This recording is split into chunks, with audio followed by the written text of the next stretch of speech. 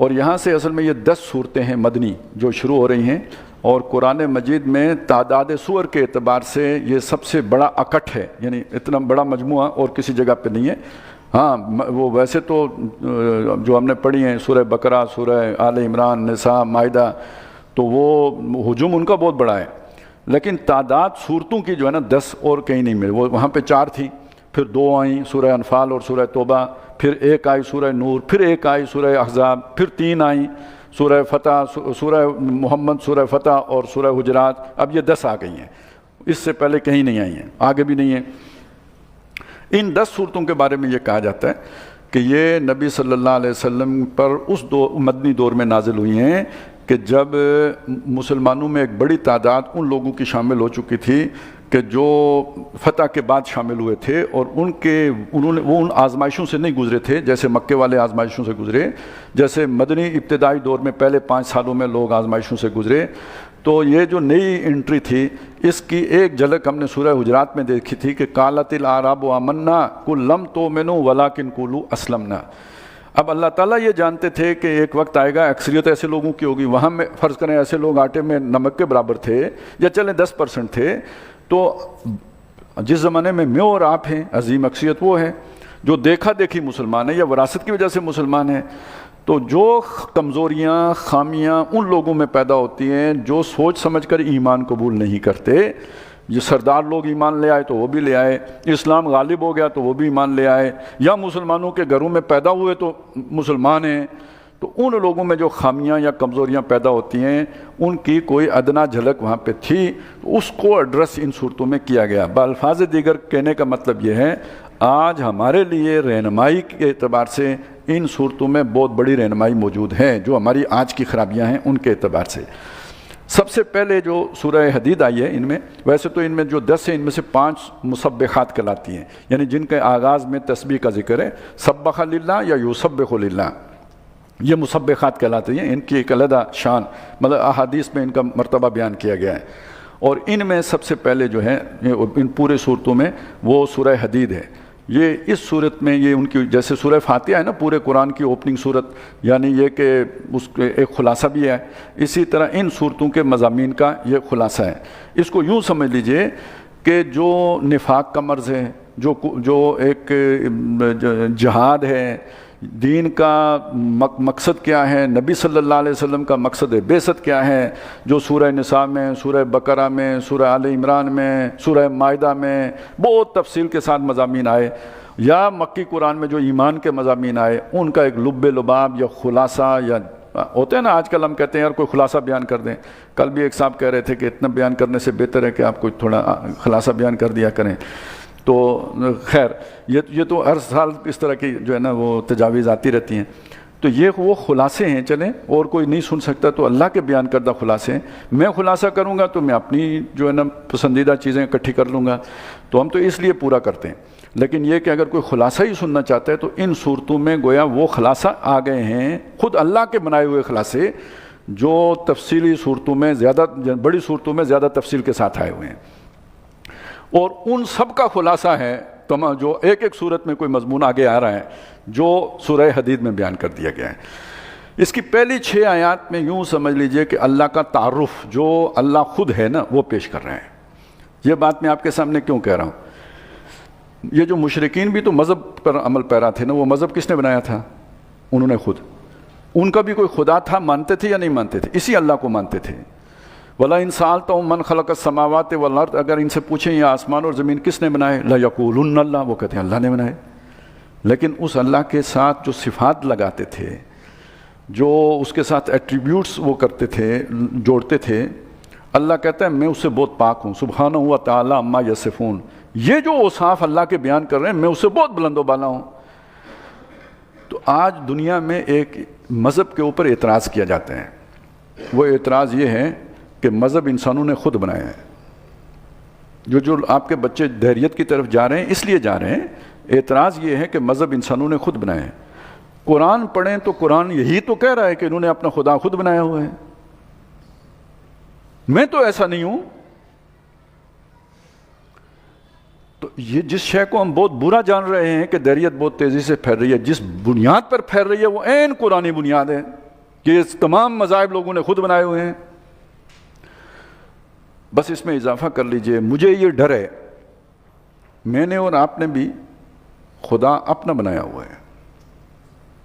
اس خدا کو قرآن سے جان لیں جو اپنا. یہ دیکھیے، یہ کوئی مولوی صاحب تو نہیں بیان کر رہے خدا کو، یہ خدا خود اپنے آپ کو بیان کر، میں یہ ہوں.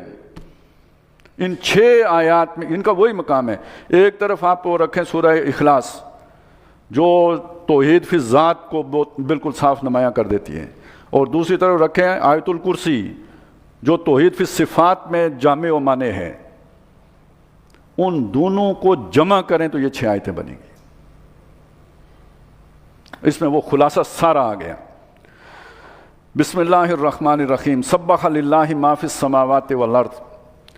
تسبیح کرتی ہے ہر وہ شے جو آسمان میں اور زمین میں. اور تسبیح کرنا کا مطلب ہے اللہ کو اس کے مقام بلند پر برقرار رکھنا. بعض نے اس کا ترجمہ کیا پاکی بولنا.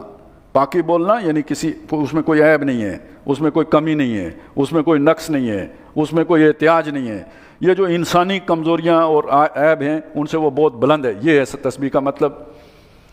تو گویا ہر شے اپنے وجود سے گواہی دے رہی ہے کہ جو میرا بنانے والا ہے، صانع ہے، خالق ہے، وہ ہر کمی، کوتاہی، عیب، کمزوری سے بلند و بالا ہے. وَهُوَ الْعَزِيزُ الْحَكِيمُ. وہ زبردست بھی ہے اور حکمت والا بھی ہے. یہ اس کی صفات میں سے ہے. زبردست کا مطلب کیا ہوا؟ بہت طاقتور ہے، کوئی اس کے آگے چوں نہیں کر سکتا. اور حکیم کا مطلب کیا ہے؟ اس کے باوجود وہ جو فیصلے کرتا ہے وہ اندھا دھند نہیں کرتا ہے، حکمت سے کرتا ہے. کیونکہ ہمارا تجربہ یہ ہے کہ جس کے پاس طاقت ہوتی ہے وہ پھر کہتا ہے جو میں کہتا ہوں وہ کرو، اور اس کے پیچھے حکمت نہیں ہوتی، لاٹھی ہوتی ہے. وہ بھی چھایا ہوا ہے لیکن وہ حکمت کے ساتھ فیصلے کر رہا ہوتا ہے. تمہارے تجربے، تمہارے سوچ سے اس اعتبار سے وہ بلند ہے کہ تمہیں جو حکمران ملتے ہیں ٹھڈے مار کے چلانے والے، انہیں عقل مت نہیں ہوتی، صرف ان کے پاس ڈنڈا ہوتا ہے. وہ مارشل آرٹ کا ڈنڈا ہو کہ 2 تہائی کا ڈنڈا ہو، اس سے وہ چلتے ہیں اور تمہیں بھی چلاتے ہیں. وہ بھی چلا سکتا ہے، اس کی طاقت ان سے کہیں زیادہ ہے، لیکن وہ حکیم ہے، وہ حکمت سے چلاتے ہیں. اگلی بات، لہو ملک السماوات والارض. وہ آسمانوں اور زمین کا بادشاہ ہے. بادشاہی اس کی ہے، زمین کا بھی بادشاہ ہے. اگر آپ نے توحید کی یہ شان مان لی ہے، دوسری کسی کی بادشاہی نہیں مان سکتے، نہیں مان سکتے. اور اگر آپ مان رہے ہیں تو اسے آپ نے بادشاہ نہیں مانا ہے. یہ کیا بات ہوئی؟ خدا بادشاہ تو ہے لیکن یہاں ہمارا بادشاہ یہ. اور جو اب آپ سوچیں، مسلمان یہ کہہ سکتے ہیں کہ اسلام میں سیاست نہیں ہے؟ کیا بادشاہت کا تصور پولیٹیکل سائنس کا تصور نہیں ہے؟ سیاست کا تصور نہیں ہے؟ ہاں، جدید ریاست میں مذہب کی گنجائش نہیں ہوگی، مان لیں گے. تو پھر جدید ریاست سے زیادہ باغی کوئی شے نہیں ہو سکتی جو خدا کی بادشاہت کو قبول نہ کرتی ہو. یہ نہ کہیں کہ اسلام میں جو ہے نا وہ سیاست کا تصور نہیں. یہ کہیں جدید ریاست میں کسی اسلام کو یا مذہب کو دخل دینے کی اجازت نہیں ہے. یہ بات ٹھیک ہے، لیکن یہ بات ٹھیک نہیں ہے کہ اسلام میں سیاست کا کوئی تصور نہیں ہے. لہو ملک السماوات والارض. بادشاہی اس کی ہے. یحیی و یمیت. باقی اگر کوئی بادشاہ ہے نا، جھوٹا بادشاہ ہے، اس کا کوئی اختیار ہی نہیں ہے. یہ وہ بادشاہ ہے جس نے زندہ رکھا ہوا ہے تمہیں. الحی القیوم بادشاہ ہے. اپنی توجہ تم سے ہٹا دے تم اپنا وجود برقرار نہیں رکھ سکتے. تو جس نے زندہ رکھا ہوا ہے، جو موت دیتا ہے، وہ بادشاہی کا زیادہ حقدار نہیں ہے. یحیی، وہ زندہ رکھتا ہے. ویمیت، وہ مارتا ہے. وہو علی کل شیء قدیر. سب کر سکتا ہے، قادر ہے، سب کو سرنڈر کروا سکتا ہے. اس کی حکمت ہے، اس نے تمہیں اختیار دیا ہے. اما شاکرا و اما کفورا. وگرنہ یہ کہ پرندوں کو دیکھو جو اس نے طے کر دیا وہی کرتے ہیں، جانوروں کو دیکھو جو ان کے ذمہ لگا دیا وہی کرتے ہیں. کوئی دائیں بائیں نہیں ہوتا. ستاروں کو دیکھو، سورج کو دیکھو، سب اس کے مقرر کردہ رستے پہ چلتے ہیں. تمہیں اس نے اپنی حکمت سے اختیار دیا ہے. چاہو تو شکر گزار بنو، بادشاہ کی فرمانبرداری کرو، چاہے نافرمان بنو. هو الاول والآخر والظاہر والباطن. یہ تو بہت ہی گمبھیر اور بہت ہی موہب آیت ہیں. وہی اول ہیں، وہی آخر ہیں، وہی. چلیں اس کا تو ہم کر لیں گے. جب کوئی نہیں تھا تو وہ تھا، اور جب کوئی نہیں ہوگا تو وہ ہوگا. اول آخر تو پھر بھی چلیں گنجائش نکلتی ہے. والظاہر الف لام کے ساتھ. تو یہ یعنی یہ تو بہت وہ چیز ہو جاتی ہے نا کہ وہی ظاہر ہے والباطن، اور وہی پنہاں ہے۔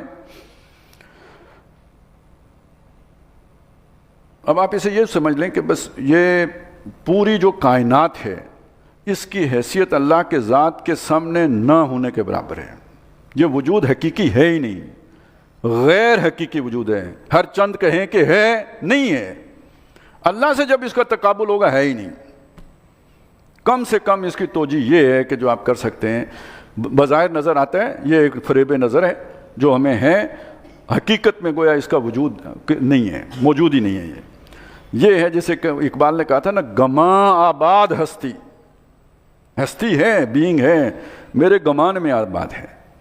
اسے وہم بھی قرار دیا، گاہ میری نگاہ تیز چیر گئی دل وجود، گاہ الجھ کے رہ گئی میرے توہمات میں۔ کون سے توہمات میں الجھ کے رہ گئی؟ اس وجود کے توہم میں الجھ کے رہ گئی۔ وجود ہے، یہ وجود ہے ہی نہیں۔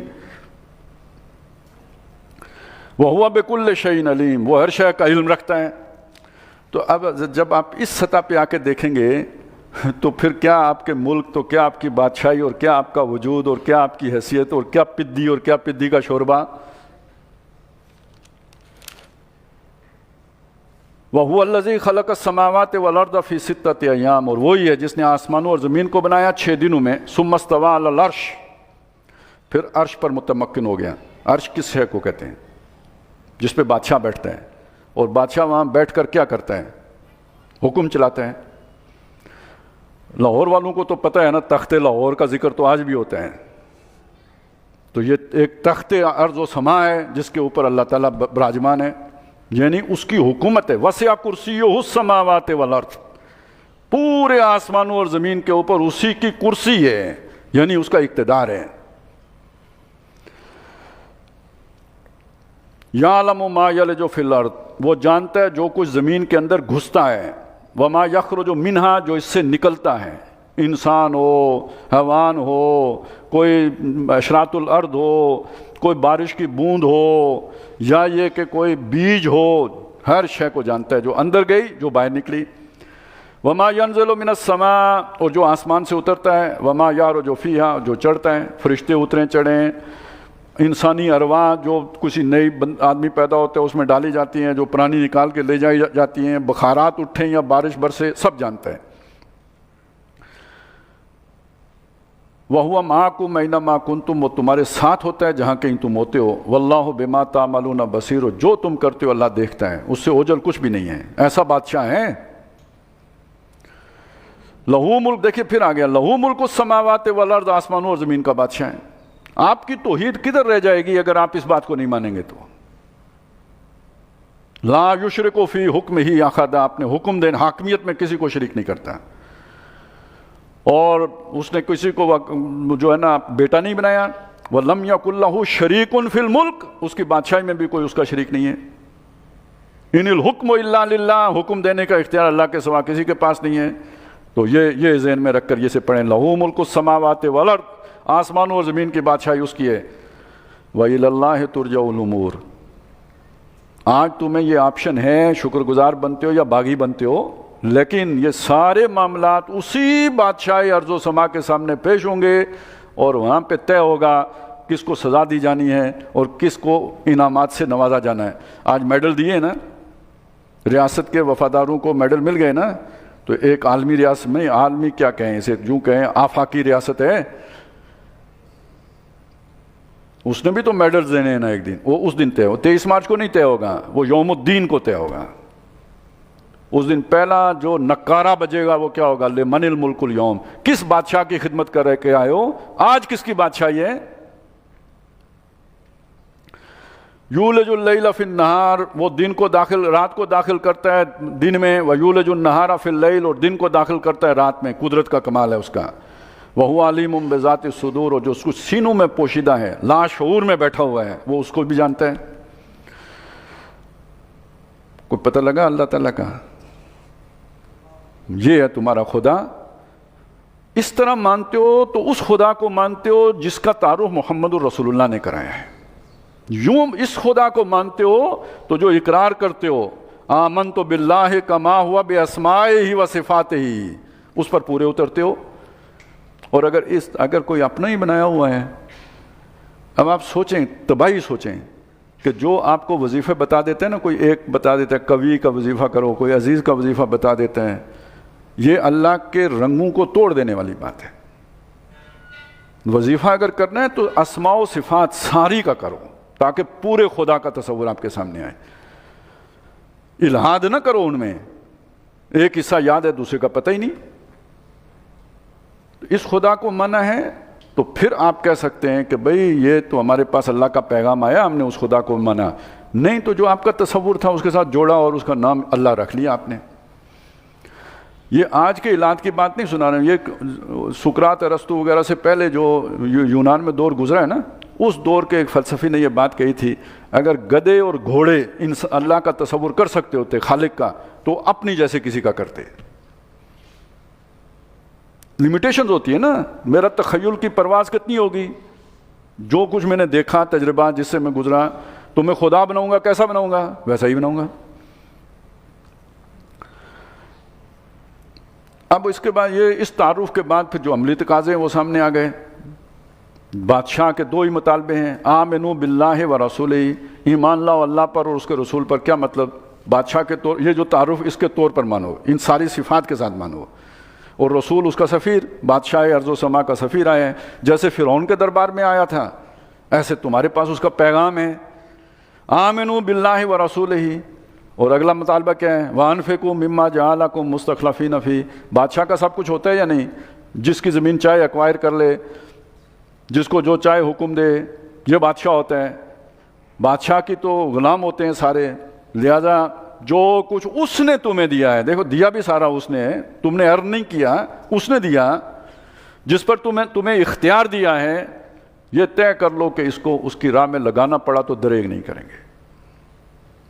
وہ معاہدہ یاد کرو، ان اللہ اشتری من المؤمنین انفسهم واموالهم بان لهم الجنہ، اسی کا دوسرا نام وانفقوا فی سبیل اللہ وانفقوا مما جعلکم مستخلفین فیہ، اسی کا دوسرا نام عمل صالح ہے۔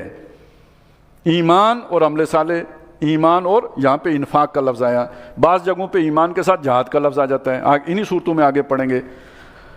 هل ادلکم علی تجارۃ تنجیکم من عذاب علیم تؤمنون باللہ ورسولہ وتجاہدون فی سبیل اللہ، یا سورہ حجرات میں بھی پڑھا تھا، انما المؤمنون الذین آمنوا باللہ ورسولہ ثم لم یرتابوا وجاہدوا باموالہم وانفسہم۔ تو ایمان اور عمل صالح کہیں، ایمان اور انفاق کہیں، یا ایمان اور جہاد کہیں، مطلب ایک ہی ہے۔ تو جیسے آپ نے اللہ کا تصور خود بنایا، عمل صالح کا تصور بھی خود بنا لیا۔ محض ان اعمال کو عمل صالح نہیں کہتے، اپنی پوری وفاداری اللہ کے ساتھ، یہ جو ہے نا وہ جا کے بنے گا جسے آپ عمل صالح، اللہ مانتا ہے جسے۔ تو آمنوا باللہ ورسولہ وانفقوا مما جعلکم مستخلفین فیہ فالذین آمنوا منکم وانفقوا، جو تم میں سے ایمان لائے اور جنہوں نے قربانیاں دیں اپنی محبوب ترین چیزوں کی۔ اگر میری بات سمجھ میں نہیں آ رہی تو ابراہیم علیہ السلام کی زندگی کا نقشہ سامنے لے آئیں، نہیں آ رہی تو محمد الرسول اللہ صلی اللہ علیہ وسلم کی زندگی کو سامنے رکھیں اور صحابہ کرام کے طرز عمل کو دیکھیں، بالکل سمجھ آئے گی۔ ایسی قربانیاں جیسے انہوں نے دی ہیں، یہ تین میں نے کریکٹر آپ کے سامنے رکھے ہیں، یہی ہیں السابقون السابقون۔ لہم اجر کبیر، ان کے لیے بہت بڑا اجر ہے، سوچ بھی نہیں سکتے کتنا بڑا اجر ہے۔ اب دیکھیے یہ دو ہی مطالبے ہیں، آگے دو باتوں پہ اللہ کی طرف سے ڈانٹ ہے اور مسلمانوں کو ڈانٹ ہے۔ اور ذہن میں لائیں، میں نے کیا کہا تھا، وہ جو نئے آئے تھے ان میں یہ کمی تھی، ان کو ڈانٹا جا رہا ہے۔ نعوذ باللہ، یہ کوئی نبی صلی اللہ علیہ وسلم میں کمی نہیں ہے، یہ ابو بکر عمر جو صحابہ ہجرتیں کر کے آئے ان کی بات نہیں ہو رہی، وہ جو تھے جن میں ابھی ایمان اس طرح داخل نہیں ہوا تھا جو مطلوب ہے، ان کا مسئلہ تھا۔ آج سب کا مسئلہ ہے، الا ماشاء اللہ۔ وَمَا لَكُمْ، کیا ہو گیا ہے مسلمانوں تمہیں، لا تؤمنون باللہ، کہ تم اللہ پر ایمان نہیں لاتے۔ مجھے ترجمہ کرنے دیجئے، تم اللہ کا یقین نہیں رکھتے، توکل نہیں کرتے، بھروسہ نہیں کرتے، اسے امید نہیں رکھتے۔ اللہ پر ایمان تو ایک درجے میں ہے، لیکن یہ کہ یہ والی کیفیات نہیں ہے۔ وَالرَّسُولُ يَدْعُوكُمْ، اور رسول تمہیں پکار رہے ہیں، لِتُؤْمِنُوا بِرَبِّكُمْ، کہ یقین رکھو اپنے رب پر۔ یہ ایمان کا اگلا درجہ بیان ہو رہا ہے، قولی ایمان کی بات نہیں ہو رہی ہے، قلبی ایمان کی بات ہو رہی ہے۔ لہذا ترجمہ کیجئے، یقین رکھو اپنے رب پر، وَقَدْ أَخَذَ مِيثَاقَكُمْ، اور اس نے تم سے بڑا گاڑا عہد و پیمان لیا ہے، سَمِعْنَا وَأَطَعْنَا ہے۔ دوسرا میں نے آپ کو سنا دیا ہے، جان و مال خرید لیے ہیں، فَمَن نَقَصَ فَإِنَّمَا يَنقُصُ عَلَى نَفْسِهِ وَمَنْ أَوْفَىٰ بِمَا عَاهَدَ عَلَيْهِ اللَّهُ فَسَيُؤْتِيهِ أَجْرًا عَظِيمًا۔ وہ جو میثاق عظیم اس نے تم سے لیا ہے، ان کنتم مومنین، اگر تم میں ایمان کی کوئی رمق ہے تو یہ کرنا پڑے گا۔ اس سے صاف پتہ چلا مخاطب کافر نہیں ہے، مومن ہے۔ کون سے مومن ہیں؟ وہ جو دعوے دار ہیں کہ ہم اسلام لے آئیں، ان سے بات ہو رہی ہے۔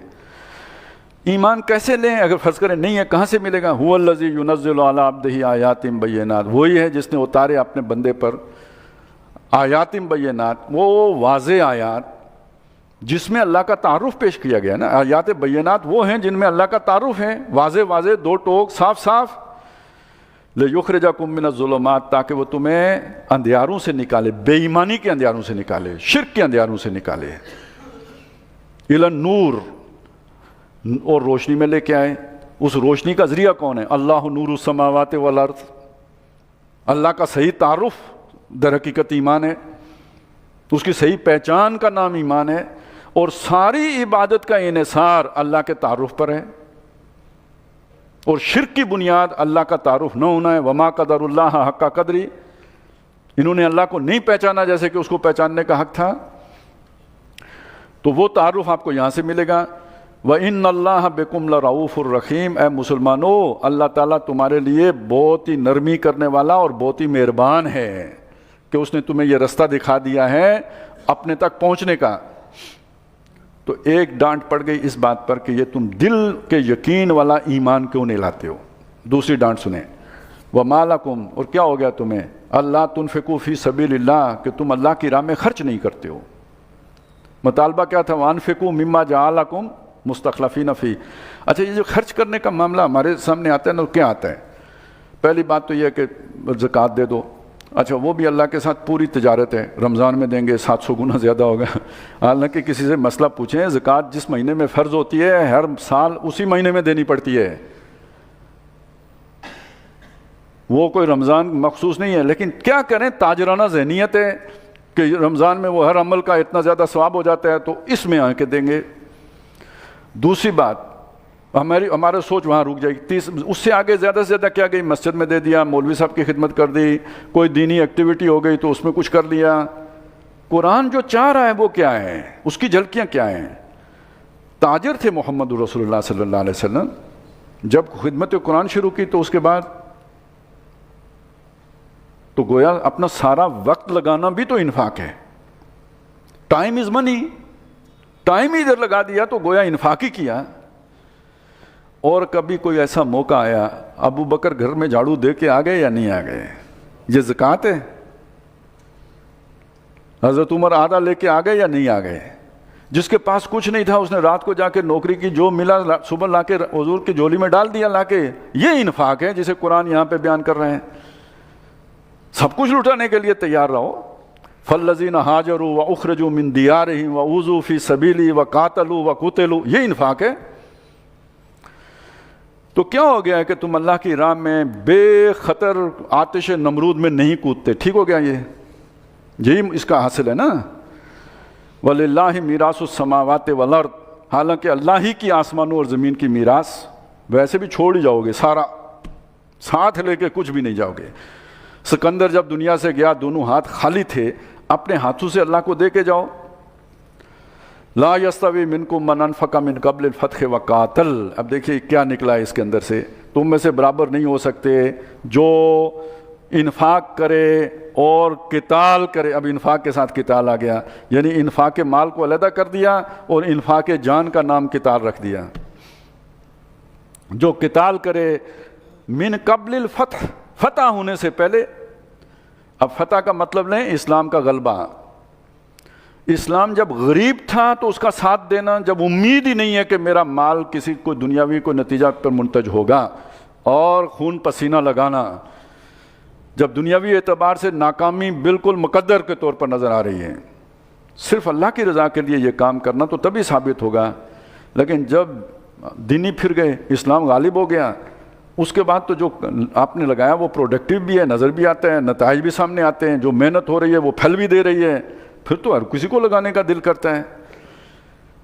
تو اب دونوں برابر تو نہیں ہو سکتے، جس نے اس خلوص کے ساتھ لگایا ہو کہ دنیا میں نتیجے کی پرواہ بھی نہیں کی، اور جس نے بدلے ہوئے حالات میں، ٹھیک ہے، اس کے لیے بھی آگے آ جاتا ہے، اولئک اعظم درجۃ من الذین انفقوا من بعد وقاتلوا، جن لوگوں نے بعد میں آ کے جنگ کی اور اللہ کی راہ میں خرچ کیا، ان کی نسبت ان کا درجہ بہت بلند ہے۔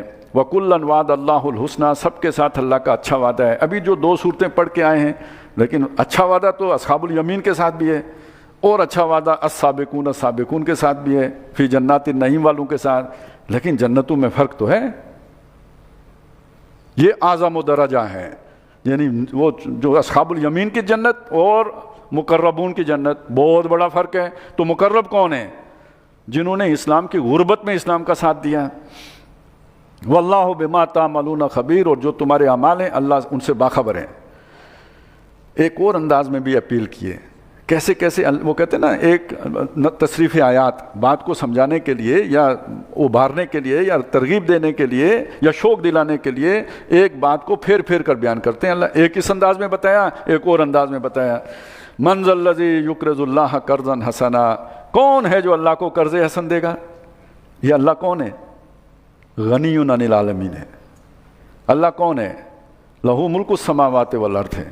کون ہے؟ علی کل شیء قدیر ہے۔ کون ہے؟ سبح للہ ما فی السماوات والارض ہے۔ یہ ہستی تم کیا ہو جنہیں اپنے بادشاہ بھی کیڑے مکوڑے سمجھتے ہیں، ان سے کہہ رہے ہیں مجھے قرض دو؟ وہ پاگلو، تمہارا اعزاز کر رہا ہے، تمہیں عزت دے رہا ہے، یہ تمہیں رتبہ دینے کے لیے اور مقام دینے کے لیے یہ بات کہہ رہا ہے، نہیں تو تمہاری خدمت کی اسے ضرورت تو نہیں ہے، جو تمہاری عزت افزائی کے لیے اس نے تمہارے لیے رستہ کھولا ہے۔ اور کہہ رہا ہے قرض حسن، اللہ من ذا الذی یقرض اللہ قرضا حسنا، کون خوش نصیب ہے، کون وہ شخص ہے جو اللہ کو قرض حسن دے۔ اچھا، اللہ کو قرض حسن کون سا ہوگا؟ صدقہ، خیرات، جو ابنائے نو پہ آپ نے خرچ کیا، یہ تو 700 گنا والی بات آ گئی نا، ہم پڑھائے ہیں سورہ بقرہ میں۔ یہ اور بات ہے، اللہ پر وہ قرض ہوگا جو اللہ کے دین پہ لگے، اللہ ہی کے حکم سے آپ نے محروموں کو دیا، اللہ ہی کے حکم سے آپ نے مسکینوں کو دیا، محتاجوں کو دیا، اس کا بھی بدلہ ہے، لیکن جو خالص اللہ کے دین پہ لگایا، اللہ کے دین کی اس کی بادشاہی کو نافذ کرنے کے لیے، اس کے کلمے کو سربلند کرنے کے لیے، اس کی حکومت زمین پر قائم کرنے کے لیے جیسے کہ آسمانوں پر قائم ہے، تو دین کس کا ہے؟ اللہ کا۔ اس کو اللہ کہتا ہے یہ میری نصرت ہے، ان تنصر اللہ ینصرکم، اس میں جس نے لگایا وہ ہے جس نے اللہ کو قرض حسن دیا۔ فَيُضَاعِفَهُ لَهُ، تو اس کے لیے اللہ اسے دونا کرتا رہے گا، وَلَهُ أَجْرٌ کریم، اور خود اس کے لیے بہت عزت والا اجر ہوگا۔ وَجَعَلَنِي مِنَ الْمُكْرَمِينَ، جو وہ سورہ یاسین، اس نے بھی جان اللہ کے لیے دی تھی نا سورہ یاسین والے وہ مرد درویش نے۔ وَجَاءَ مِنْ أَقْصَى الْمَدِينَةِ رَجُلٌ يَسْعَىٰ، وہ کیا، وہ جب اسے قِيلَ ادْخُلِ الْجَنَّةَ قَالَ يَا لَيْتَ قَوْمِي يَعْلَمُونَ بِمَا غَفَرَ لِي رَبِّي وَجَعَلَنِي مِنَ الْمُكْرَمِينَ، عزت والوں میں سے کر دیا، عزت والا اجر ہوگا۔ یہ تو منظر ہو گیا جی، یعنی مطالبہ بھی آ گیا، پہلے یہ بھی بتا دیا کہ اس رب عظیم کے مطالبہ کیا ہے آپ سے۔ اب رب کا لفظ جب آپ کے سامنے آئے نا، وہ 6 آیتیں ذہن میں آ جانی چاہیے۔ رب یہ وہ ہوتا ہے جو ان 6 اوصاف کا حامل ہے۔ الہ کا لفظ آئے تو اس 6 اوصاف ذہن میں رکھیں، جو صرف بتوں کے ساتھ الہ کے لفظ کو جوڑ کے سمجھیں گے تو غلط تصور آئے گا ذہن میں، اور رب کے تصور کو رکھ کے سمجھیں گے تو بھی غلط آئے گا اگر بتوں کے ساتھ جوڑ کے دیکھیں گے۔ نہیں، الہ اور رب وہ ہے جس کا تعارف ان 6 آیات میں آئے ہیں۔ اب آگے چلیں، آخرت کا منظر کیا ہوگا؟ جنت دوزخ ابھی نہیں ہے، حساب کتاب کا حشر ہے۔ تو حشر میں جو مختلف مراحل ہیں، کہیں میزان لگے گی، کہیں حساب کتاب ہوگا، ایک ایک کی پیشی ہوگی، کلہم آتیہ یوم القیامت فردا، یہ سب کچھ بھی ہوگا۔ ایک منظر جو ہے وہ بھی ہے جسے عام طور پہ پل صراط سے بیان کیا گیا ہے۔ پل صراط در حقیقت تھوک کے حساب سے فیصلہ کرنے کے لیے اور مسلمانوں کے درمیان فیصلہ کرنے کے لیے، کافروں کے لیے پل صراط نہیں ہے، ان کا تو فیصلہ پہلے فلا نقیم لہم یوم القیامت وزنا، وہ تو گئے نہ سدھے بغیر حساب کتاب کے۔ مسئلہ یہ جو پیش آئے گا پلسرات کا، یہ پیش آئے گا مسلمانوں کے اندر چھانٹی کرنے کے لیے۔ کون سے مسلمان؟ ایک وہ ہیں جنہوں نے یہ 2 مطالبے پورے کیے، اور ایک وہ ہیں جنہوں نے ان دونوں میں ڈنڈی ماری، یقین والا ایمان بھی حاصل نہیں کر سکے، دنیا میں تو پتہ ہی نہیں تھا کہ ہے کہ نہیں ہے، تو وہی جانتا ہے۔ اور دوسرا یہ فقہی تقاضا تو نہیں تھا، فقہ کا تقاضا یہ 3 کام کرو مسلمان ہو، بس چھٹی، کلمہ شہادت، نماز قائم کرو، زکوٰۃ جس پر فرض ہے وہ ادا کرے، وہ فخلو سبیلہ، ان کا رستہ چھوڑ دو، یعنی یہ کہ ان کو مسلمان کنسیڈر کرو گے، اللہ اللہ خیر صلاح۔ جنت کے لیے تو یہ کافی نہیں ہے، جنت کے لیے یہ کرنا پڑے گا، ہل ادلکم علی تجارت تنجیکم من عذاب علیم۔ لہٰذا اب یہ چھانٹی وہاں پہ ہونی ہے، اور وہ کیسے کرے گا؟ ایک ایک کا حساب نہیں ہوگا، یہ تھوک سے ہوگا، اکٹھا حساب ہو جائے گا۔ کیسے ہوگا؟ اس کی منظر کشی کی گئی ہے۔ یوم تری المؤمنین والمؤمنات، جس دن تم دیکھو گے ایمان والے مردوں اور ایمان والی عورتوں کو، یسعی نورہم بین ایدیہم و بایمانہم، ان کا نور ہوگا ان کے دائیں طرف سے بھی چل رہا ہوگا، یعنی چلنے کا مطلب یہ ہے نا کہ وہ روشنی، اب تو ہمیں معلوم ہے نا اس کی رفتار ہوتی ہے، تو وہ گویا چل رہی ہوگی، اور ان کے سامنے سے، سینے سے بھی نکل، درمیان سے بھی نکل رہی ہوگی۔ سینے میں کیا ہوتا ہے؟ نور ایمان۔ دائیں طرف کا مطلب کیا؟ عمل صالح، انفاق، وہ جو اللہ کی راہ میں قربانیاں دی ہیں۔ تو 2 مطالبے تھے، وہ دونوں پر جس نے عمل کیا اس کو 2 نور مل گئے، 2 روشنیاں مل گئی۔ اب اس گپ اندھیرے میں اس کے پاس یہ 2 روشنیاں ہیں، اور انہیں خوشخبریاں، بشراکم الیوم، بشارت ہے تمہارے لیے آج کے دن، جنات، ان باغات کی، تجری من تحت الانہار، جن کے درمیان نہریں رواں ہیں، خالدین فیہا، ہمیشہ وہاں رہنا ہے۔ ذالک هو الفوز العظیم، یہ بہت بڑی کامیابی ہے۔ یہ تو ہو گئی ایک گروہ کا ذکر۔ اب آئیے، وَيَوْمَ يَقُولُ الْمُنَافِقُونَ وَالْمُنَافِقَاتِ، جس دن کہیں گے منافق مرد اور منافق عورتیں۔ یہ کون ہوتے ہیں؟ وہ 3 شرطیں پوری کر لیں، کیونکہ اس کے بغیر تو مسلمان ہو ہی نہیں سکتے۔ دل اس ایمان کے نور سے خالی رہے، نہیں پیدا کر سکے، حلق سے نیچے وہ شہادت نہیں گئی، تو دل میں نور اب کہاں سے آئے گا؟ نہیں ہے۔ اور اگر وہ نور ایمان ہی نہیں ہے تو عمل اگر کوئی دکھاوے کا کیا بھی تھا تو وہ ویسے ہی ماند پڑ گیا، اس میں تو روشنی ہی نہیں پیدا ہوئی، کرنٹ ہی نہیں تھا تو روشنی کدھر سے آتی؟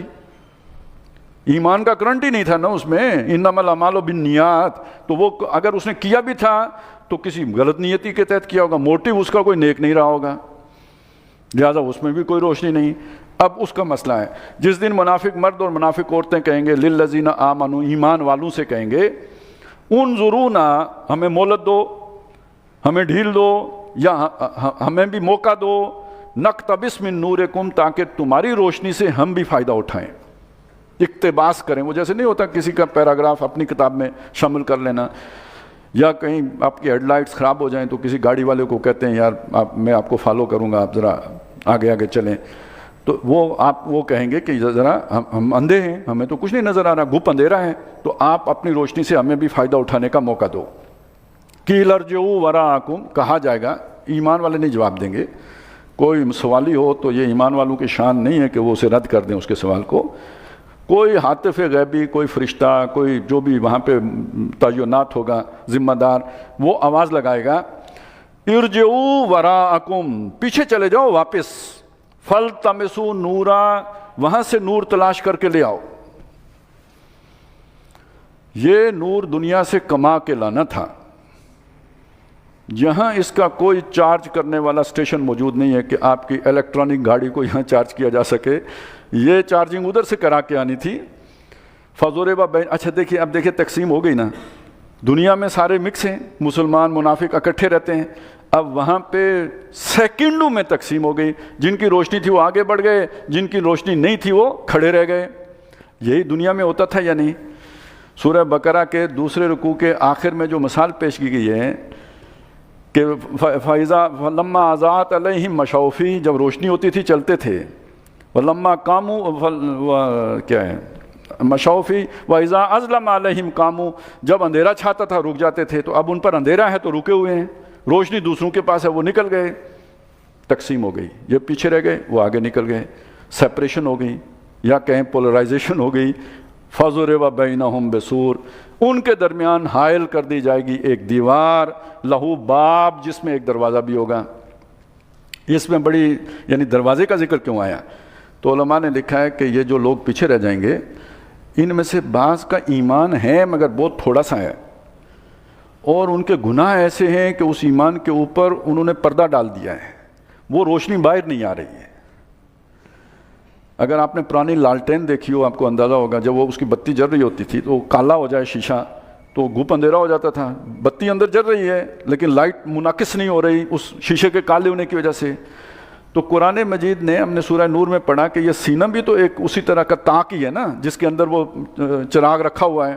اب فرض کریں وہ سیاہ ہو گیا گناہوں کی وجہ سے، تو اندر جو روشنی تھی وہ روشنی اب باہر نہیں آ رہی، لہٰذا اس کو سیکل کرنا ہے۔ جیسے وہ شیشہ صاف کرتے ہیں نا سواگے سے، تو اب ان کی صفائی کی ضرورت ہے، تو وہ اس کے لیے اللہ نے ایک تندور سے لگا دیا ہے، تو اس سے صاف ہو کے جو صاف ہوتا جائے گا، یہ دروازہ موجود ہوگا جس سے نکل کے وہ آگے بڑھتا رہے گا۔ تو دروازہ اس لیے ہوگا تاکہ اگر کسی کے دل میں ایمان کی کوئی رمق ہے اور گناہوں کے بوجھ کی وجہ سے وہ دب گئی ہے، تو وہ جب گناہوں کا ازالہ ہو جائے جلنے کے نتیجے میں، تو اس کے بعد اس کے لیے موقع ہو اس دیوار سے گزر کر آگے جانے کا۔ باطنہ فیہ الرحمہ، اس دیوار کے اندر والی جو سائڈ ہوگی وہاں اللہ کی رحمت ظاہر ہو جائے گی فوراً، وظاہرہ من قبلہ العذاب، اور دوسری طرف اللہ کے عذاب جو ہے نا وہ ٹوٹ پڑے گا۔ اب جب یہ کیفیت ہوگی، ینادونہم، یہ پہلے تو انہیں سمجھ نہیں آئی، کہہ رہے ہیں کہ ہمیں بھی لے چلو، اب وہ انہیں پکاریں گے ایمان والوں کو، الم نکم معکم، کیا ہم تمہارے ساتھ نہیں تھے؟ ان آیات کو ان کا مراقبہ کریں، ان کا وظیفہ کریں، ان کو بار بار پڑھیں، ایک خیال دل سے نکال دیں کہ منافق صرف وہی ہوتا ہے جیسے کوئی انڈیا کا جاسوس آ کے دھوکے سے وہ جو ہے ختنہ وغیرہ کرا کے مسلمان بن جائے اور صورتیں یاد کر لے، یہ منافق قرآن مجید اس کا ذکر ہی نہیں کرتا، ایک جگہ پہ کرتا ہے۔ وہ جو یہودی آئے تھے صبح بھی کافر تھے تو شام کو جب گئے تب بھی کافر تھے، باقی سارے منافق وہ ہیں جو غلط فہمی کا شکار ہیں کہ ہم مسلمان ہیں۔ الم تر الی الذین یزعمون انہم آمنوا، آپ نے ان لوگوں کو نہیں دیکھا جن کا زعم یہ ہے کہ ہم مسلمان ہیں؟ حدیث میں آتا ہے جس میں یہ 4 نشانیاں ہوں پکا کافر ہے، وَلَوْ صَامَ وَصَلَّى وَزَعَمَ أَنَّهُ مُسْلِمٌ، خواہ نماز پڑھتا ہو روزہ رکھتا ہو اس کا اپنا زعم ہو کہ میں مسلمان ہوں، تو جن کو یہ زعم تھا تو وہ تو اس زعم کے ساتھ تمام مراحل سے گزرے، اب وہاں زعم ٹوٹا کہ وہ مومن تو نکل گئے ہم تو پیچھے رہ گئے، لہذا ان کو پکار کے کہہ رہے ہیں الم نکم معکم، کیا ہم تمہارے ساتھ نہیں ہیں؟ نہیں تھے۔ قالو، وہ جواب دیں گے بلا، کیوں نہیں، میں عبد الرحمن تم عبد الحق، ساتھ تھے ہم، وَلَكِنَّكُمْ فَتَنْتُمْ أَنفُسَكُمْ، لیکن تم نے اپنے آپ کو خود فتنے میں ڈالا۔ فتنہ کیا ہے؟ کس فتنے میں ڈالا؟ انما اموالکم واولادکم فتنہ، قرآن نے تو یہ بتایا جی، یہ دنیا کی محبت کا فتنہ ہے، کاروبار فتنہ ہے، تم اس میں پڑے، یہ ترجیح تھی تمہاری، اللہ کا دین تمہارا ترجیح تھا نہیں، اس فتنے میں پڑ گئے۔ اب آپ دیکھیں اس جہاد قتال کے معاملے میں صحابہ سے کبھی کوئی کمی رہ جاتی کیا کرتے تھے؟ کوئی آ کے باغ پورا صدقہ کر دیتا تھا۔ ایک صحابی نہیں جا سکے غزوہ تبوک میں تو کیا کیا؟ پورا باغ اللہ کے نام دے دیا، اور وہیں ان کی رہائشگاہ بھی تھی، اور واپس آ کے اس باغ کے اندر نہیں گئے ہیں، بیوی کو باہر بلایا ہے، باہر کھڑے ہو کے بلایا ہے کہ یہ میں نے اللہ کے نام دے دیا تو باہر آ۔ تو یہ طریقہ ہے پھر کہ جس محبت کی وجہ سے نہیں جا سکے وہ پوری قربان کرو۔ تو تم نے اپنے آپ کو فتنے میں ڈالا، یعنی دنیا کی محبتیں عزیز ہو گئیں، تو اس کا نتیجہ نکلا وَتَرَبَّصْتُمْ، تربص، گو مگو، کروں نہ کروں۔ اب یہاں سے آپ حنیف کے لفظ کو سمجھیں، ایک وہ شخص ہے جو بالکل یکسو ہے، انی وجہت وجہی للذی فطر السماوات والارض حنیفا، ہر ایک سے کٹ کے اس کی طرف ہو گیا ہوں، بیٹا قربان کرنا پڑا تو پرواہ نہیں، چھلانگ لگانی پڑی آگ میں تو پرواہ نہیں، یہ حنیف ہوتا ہے۔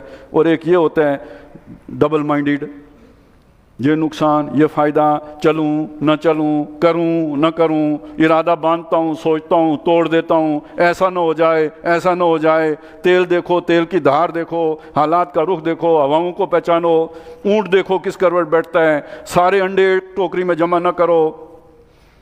یہ ورلڈلی وائز لوگ یہ گو مگو کا شکار ہوتے ہیں، وہ تو مجنون دیوار، السابقون السابقون تھوڑی پیچھے مڑ کے دیکھا کرتے ہیں۔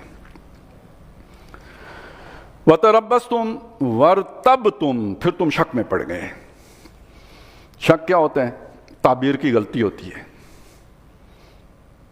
کیونکہ جب آپ گو مگو کا شکار ہوئے، اگر ادھر جاتے ہیں تو دنیا کی محبت تنگ کرتی ہے، پیچھے پتہ نہیں کیا ہوگا، چین تو نہیں آیا، غزوہ تبوک میں بھی آپ کو چین تو نہیں آئے گا، پیچھے رہ جاتے ہیں تو پھر بھی ضمیر کو چوکا لگاتا ہے کہ بڑے کمبخت تو عورتیں رہ گئی ہیں اور تم رہ گئے ہو۔ تو اب کوئی تعبیر کی غلطی والا استاد درکار ہوتا ہے نا، جو کہے کہ ان کو سمجھ ہی نہیں آئی، غرہ ہؤلاء دینہم، ان کی تعبیر نے ان کی مت مار دی ہے، یہ ان کو عشق لاحق ہو گیا ہے، ایسا تھوڑی ہی ہے، بس اللہ کو پوجو، نماز پڑھو، روزے رکھو، اللہ اللہ خیر صلی اللہ، یہ تھوڑا یہ غلط تعبیر ہے جو انہوں نے کر لی ہے۔ یہ غلط تعبیر سارے بادشاہوں کو بھی پسند آئے گی، امریکہ کو بھی پسند آئے گی۔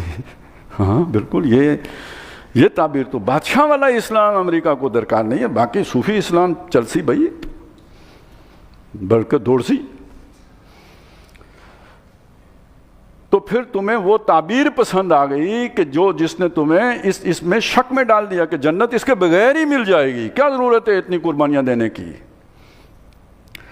وَغَرَّتْكُمُ الْأَمَانِي، اور تمہاری خواہشات، دنیا کی جو بھی ایمز ہیں اور جو آپ نے اپنے اہداف دنیا کے مقرر کیے، انہوں نے دھوکے میں ڈالا، حتیٰ جاء امر اللہ، اسی میں پڑے رہے، کیریئر بنانے میں، دنیا بنانے میں، سنوارنے میں، آگے بڑھنے میں، یہاں تک کہ اللہ کا حکم آ گیا، یعنی موت کا وقت آ گیا۔ وَحَتَّى زُرْتُمُ الْمَقَابِرَ أَلْهَاكُمُ التَّكَاثُرُ، یہ کثرت کی خواہش تمہیں غافل رکھتی ہے، حَتَّى زُرْتُمُ الْمَقَابِرَ، وہ حکم آ گیا۔ وَغَرَّكُمْ بِاللَّهِ الْغَرُورُ، اور تمہیں سمجھ نہیں آئی اس بڑے دھوکے باز نے اس ذریعے سے تمہیں دھوکہ دیا، دھوکہ کھا گئے۔ فَالْيَوْمَ، تو آج کے دن، لا یؤخذ منکم فدیۃ، نہ تم سے فدیہ لیا جائے گا، ولا من الذین کفروا، نہ کافروں سے لیا جائے گا، ومأواکم النار، اور تمہارا ٹھکانہ آگ ہوگا، یعنی کافروں اور تم دونوں کا۔ ہی مولاکم، وہی تمہاری مولا ہوگی۔ تم نے اللہ پہ توکل نہیں کیا نا، بھروسہ نہیں کیا، بتوں سے تجھ کو امیدیں، خدا سے نو امیدی، یہ بت تھے تمہارے جن کے لیے تم نے دنیا قربان کی ہے، آخرت قربان کی ہے، اب وہی مولا ہوگی آگ، وبئس المصیر، اور لوٹنے کی بری جگہ ہے۔ اب حقیقت سامنے آ گئی، اللہ کا تعارف بھی آ گیا، اللہ کے دو سیدھے سیدھے موٹے موٹے مطالبے بھی آ گئے، وَلَقَدْ يَسَّرْنَا الْقُرْآنَ لِلذِّكْرِ فَهَلْ مِن مُدَّكِرٍ، کوئی مشکل، کوئی پیچیدگی، کوئی جلیبی نہیں ہے، بالکل سیدھی 2 + 2 = 4 کی طرح بات ہے۔ انجام بھی بتا دیا، مطالبے مانو گے تو پل صراط سے پار ہو جاؤ گے، نہیں مانو گے تو گڑھے میں گرو گے۔ یہ حقیقت جاننے کے بعد اب وہ سوال ہے جو کھڑا کیا، أَلَمْ يَعْنِ لِلَّذِينَ آمَنُوا أَن تَخْشَعَ قُلُوبُهُمْ لِذِكْرِ اللَّهِ، کیا ایمان والوں کے لیے کسی میں کوئی ایمان کی رمق ہو، ذرا خوف خدا ہو، آخرت کا کوئی ڈر ہو، اس کے لیے یہ وقت نہیں آ گیا، اب سمجھ نہیں آئی اسے کہ ان کے دل اللہ کی خشیت، اللہ کے ذکر کے آگے، اللہ کے اس تعارف کے آگے، اللہ کی اس پہچان کے آگے، اللہ کے اس کلام کے آگے جھک جائیں، سرنڈر کریں، اسے قبول کریں۔ وما نزل من الحق، جو اللہ نے حق میں سے نازل کیا ہے، ولا یکونوا کالذین، اور ان لوگوں کی طرح نہ ہو جائیں اوتوا الکتاب، جنہیں کتاب دی گئی من قبل، ان سے پہلے، فطال علیہم الامد، ان پر بھی اس وقت جو ہے نا وہ 2000 سال بیت چکے تھے، تو وہ یعنی 14 صدیاں وہ جو حضرت عیسیٰ علیہ السلام تک، اور 600 سال اس کے بعد، 2000 سال ان پہ گزر چکے تھے، تو ان پر اتنی مدت بیت گئی، فقست قلوبہم، ان کے دل سخت ہو گئے، اللہ کے کلام سے بھی نرم نہیں ہوتے تھے، اتنے سخت ہو گئے۔ اور دل کیسے سخت ہوتے ہیں؟ دنیا کی محبت سخت کرتی ہے، ایمان دل نرم کرتا ہے، دنیا کی محبت دل سخت کرتی ہے، اور اس دنیا کی محبت کی آخری صورت ہوتی ہے سرمایہ سے سرمایہ بنانا، جو سود کی صورت میں ظاہر ہوتا ہے، انتہائی، جسے کہا نا درندہ بن گیا آدمی، کہ دوسرے کی مجبوری کا ناجائز فائدہ اٹھانا۔ تو یہ سرمایہ پرستی در حقیقت انسان کے دل کو سخت کرتی ہے۔ تو ان کے دل سخت ہو گئے، وَكَثِيرٌ مِّنْهُمْ فَاسِقُونَ، اور ان کی اکثریت نافرمانوں پر مشتمل ہے۔ اعلموا، اب یہی کیفیت اگر تمہاری ہے، جائزہ لو، اپنا دیانتداری سے لو، کیونکہ خود اللہ کے سامنے پیش ہونا ہے، یہ کوئی مفتی کا تو مسئلہ ہی نہیں ہے، فتویٰ لینے کا نہیں مسئلہ، اپنے اندر خود جھانکنے کا مسئلہ ہے۔ اب اگر محسوس ہو کہ میرا دل بھی سخت ہے، نہیں اثر ہو رہا، تو جان لو، اعلموا، یاد رکھو، ان اللہ یحیی الارض بعد موتها، ڈرو نہ، گھبراؤ نہ، اللہ تعالیٰ مردہ زمین کو زندہ کر دیتا ہے اس کے مر چکنے کے بعد۔ تمہاری بھی یہ دل کی ویران کھیتی کو دوبارہ آباد کر سکتا ہے۔ اس میں ایمان کی فصل جو ہے نا وہ لہلا سکتی ہے۔ طریقہ ہے قد بینا لکم الآیات، ہم نے تمہیں کھول کے آیتیں بتائی ہیں مردوں کو زندہ کرنے کی، یعنی وہ قبر والے مردوں کی بات نہیں، جو اخلاقی مردنی کا شکار ہو جائیں وہ قومیں بھی ہم نے زندہ کی ہیں، لعلکم تعقلون، تاکہ تم سمجھو۔ اب آیا وہ رستہ، اگر دل محسوس ہو کہ مردہ ہے تو زندہ کرنا ہے تو کیسے کریں، کون سا حل چلانا ہے، کون سی کھاد ڈالنی ہے، کون سا پانی دینا ہے کہ یہ مردہ زمین پھر زندہ ہو جائے۔ ان المصدقین والمصدقات، بے شک صدقہ کرنے والے مرد اور صدقہ کرنے والی عورتیں۔ اب واپس چلیں، میں نے کیا بتایا تھا، صحابہ سے اگر کوئی کمی رہ جاتی تھی کیا کرتے تھے، صدقہ کرتے تھے۔ وہ جس محبت کی وجہ سے رہ گئے تھے اس محبت کو قربان کرتے تھے۔ آپ کو یاد ہے ایک واقعہ جو حضرت ابو بکر صدیق رضی اللہ تعالیٰ عنہ سے متعلق ہے کہ ان کے بیٹے تھے، انہوں نے کسی جہاد میں نہیں گئے تو انہیں اندازہ ہوا کہ شادی کوئی نہیں کی تھی تو بیوی کی محبت کی وجہ سے نہیں جا سکے، تو انہوں نے حکم دیا تھا کہ بیوی کو طلاق دو۔ تو جس محبت میں پھنس کر تم وہ نیکی کے جہاد میں سے محروم رہے ہو وہ قربان کرنا پڑے گا، تاکہ نہ رہے بانس نہ بجے بانسری۔ ہم یہ کرتے ہیں کہ یار یہ تو نہیں ہو سکتا، مولوی صاحب کوئی وظیفہ نہیں ہے، تو مولوی صاحب نے بھی وظیفہ بتا دینا ہے، بھائی کیا کریں، اب بندہ آ کے سر پڑ گیا ہے تو ٹھیک ہے، آپ جو ہے نا روز یہ کر لیا کریں تو انشاءاللہ آیت الکرسی پڑھ لیا کریں، جنت میں پہنچ جائیں گے۔ ان المصدقین والمصدقات، بے شک صدقہ کرنے والے مرد اور صدقہ کرنے والی عورتیں، وَأَقْرَضُ اللَّهَ قَرْضًا حَسَنًا، اور اللہ کو قرض حسن دینے والے، وہ دین کی خاطر اپنا سب کچھ لگانے والے، یُضَاعَفُ لَهُمْ، ان کے لیے دگنا انہیں ملتا ہے، وَلَهُمْ أَجْرٌ کریم، اور ان کے لیے عزت والا بدلہ ہے، وَالَّذِينَ آمَنُوا بِاللَّهِ وَرُسُلِهِ، جو اس طرح اللہ اور اس کے رسولوں پر ایمان لائے، أُولَٰئِكَ هُمُ الصِّدِّيقُونَ، یہ صدیق ہیں جن پر اللہ کے انعامات ہیں، وَالشُّهَدَاءُ عِندَ رَبِّهِمْ، اپنے رب کے ہاں مقام شہادت پر بھی فائز ہیں۔ یہ ایک شہادت تو وہ ہے نا جو بندے نے جان اپنی قربان کر دی تو شہید ہوا، وہ تو اللہ نے اسے تو مقتول فی سبیل اللہ کہا ہے نا، وہ اسے شہید مانا جاتا ہے، وہ شہادت کا سب سے اونچا درجہ ہے۔ لیکن جس نے کوئی صرفہ نہیں کیا وہ بے شک نہ مرے تو بھی شہید ہے۔ گواہی دینے کا تو حق ادا کر دیا نا کہ زندگی کس پہ لٹائی جا رہی ہے، اپنا سب کچھ کس کے لیے قربان کیا جا رہا ہے، کوئی تو ہے جس پہ ہستی لٹائی جا رہی ہے۔ لہم اجرہم، ان کے لیے اجر بھی ہے، ونورہم، نور بھی ہے ان کے ان اعمال اور کے صدقے۔ تو اگر دل کی کھیتی ویران معلوم ہو تو رستہ یہ ہے، سلوک اللہ، اور کوئی رستہ نہیں ہے۔ وہ اگر اور کوئی سلوک کا رستہ نکالا ہوا ہے تو وہ کسی کھائی میں گرے گا۔ سلوک یہ ہے، سلوک قرآنی یہ ہے۔ والذین کفروا وکذبوا بآیاتنا، اور جنہوں نے ہماری آیات کا انکار کیا اور انہیں جھٹلایا، اس کے مقابلے میں اپنا بیانیہ گھڑا، اولئک اصحاب الجحیم، وہ دوزخ والے ہیں۔ بارک اللہ لی ولکم فی القرآن العظیم ونفعنی وإیاکم بالآیات والذکر الحکیم۔ رب اشرح لی صدری ویسر لی امری واحلل عقدۃ من لسانی یفقہوا قولی، آمین یا رب العالمین۔ اب یہ جو آگے ہم شروع کر رہے ہیں، یہ اس رکوع میں ابتداً جنت اور دنیا کا تقابل کرایا گیا ہے۔ صاف سی بات ہے کہ اگر آپ دنیا کو جنت بنانے کے چکر میں رہیں گے، یہاں کا سکون، یہاں کا آرام، یہاں کا چین، یہاں کی نعمتیں، اس دوڑ دھوپ میں رہو گے تو پھر یہ جو دو مطالبے کیے گئے ہیں یہ تو سراسر نقصان کا سودا ہے، وہ بندہ ان پر عمل نہیں کر سکتا۔ لہٰذا مقابلے میں دکھایا گیا ہے کہ اگر ان مطالبوں پر عمل کرو گے اور اس کے نتیجے میں دنیا کا نقصان ہوتا ہے، آگے انعام کیا ملنے والا ہے۔ تو یہ ایک تقابل ہے جو ان آیات میں آ رہا ہے۔ پہلے دنیا کی حقیقت کھولی کہ ہے مطلب تم کس شے پہ ہستی لٹا رہے ہو، اپنا آپ کھپا رہے ہو، کس پر۔ اعلموا انما الحیات الدنیا لعب و لہو، جان لو کہ دنیا کی جو زندگی ہے یہ کھیل ہے اور تماشا ہے۔ یوں سمجھ لیں کہ بچہ ہوتا ہے بالکل ابھی چھوٹی عمر میں تو کھیلتا ہے، دیکھ کے مسکراتا ہے، بلکہ ہم کہتے ہیں کہ ہم اسے ہنساتے ہیں، لگتا یہ ہے کہ وہ ہمیں ہنسا رہا ہوتا ہے۔ یہ اس کی ابتدائی جو ہے نا کیفیت ہوتی ہے۔ ذرا تھوڑا سا بڑا ہو جاتا ہے تو اس کے اندر لہو کی کیفیت بھی پیدا ہو جاتی ہے، یعنی اس کھیل سے وہ لذت بھی لینا شروع کر دیتا ہے۔ پہلے محض کھیل ہے، اب وہ اپنے کھلونوں کے ساتھ اسے ایک لذت کی کیفیت، بلکہ اس کے ساتھ کچھ اس کی وہ ارج ٹو پوزیس بھی پیدا ہو جاتی ہے. دوسرا کوئی اس کا کھلونا چھین لے تو روتا بھی ہے، چیختا بھی ہے، چلاتا بھی ہے.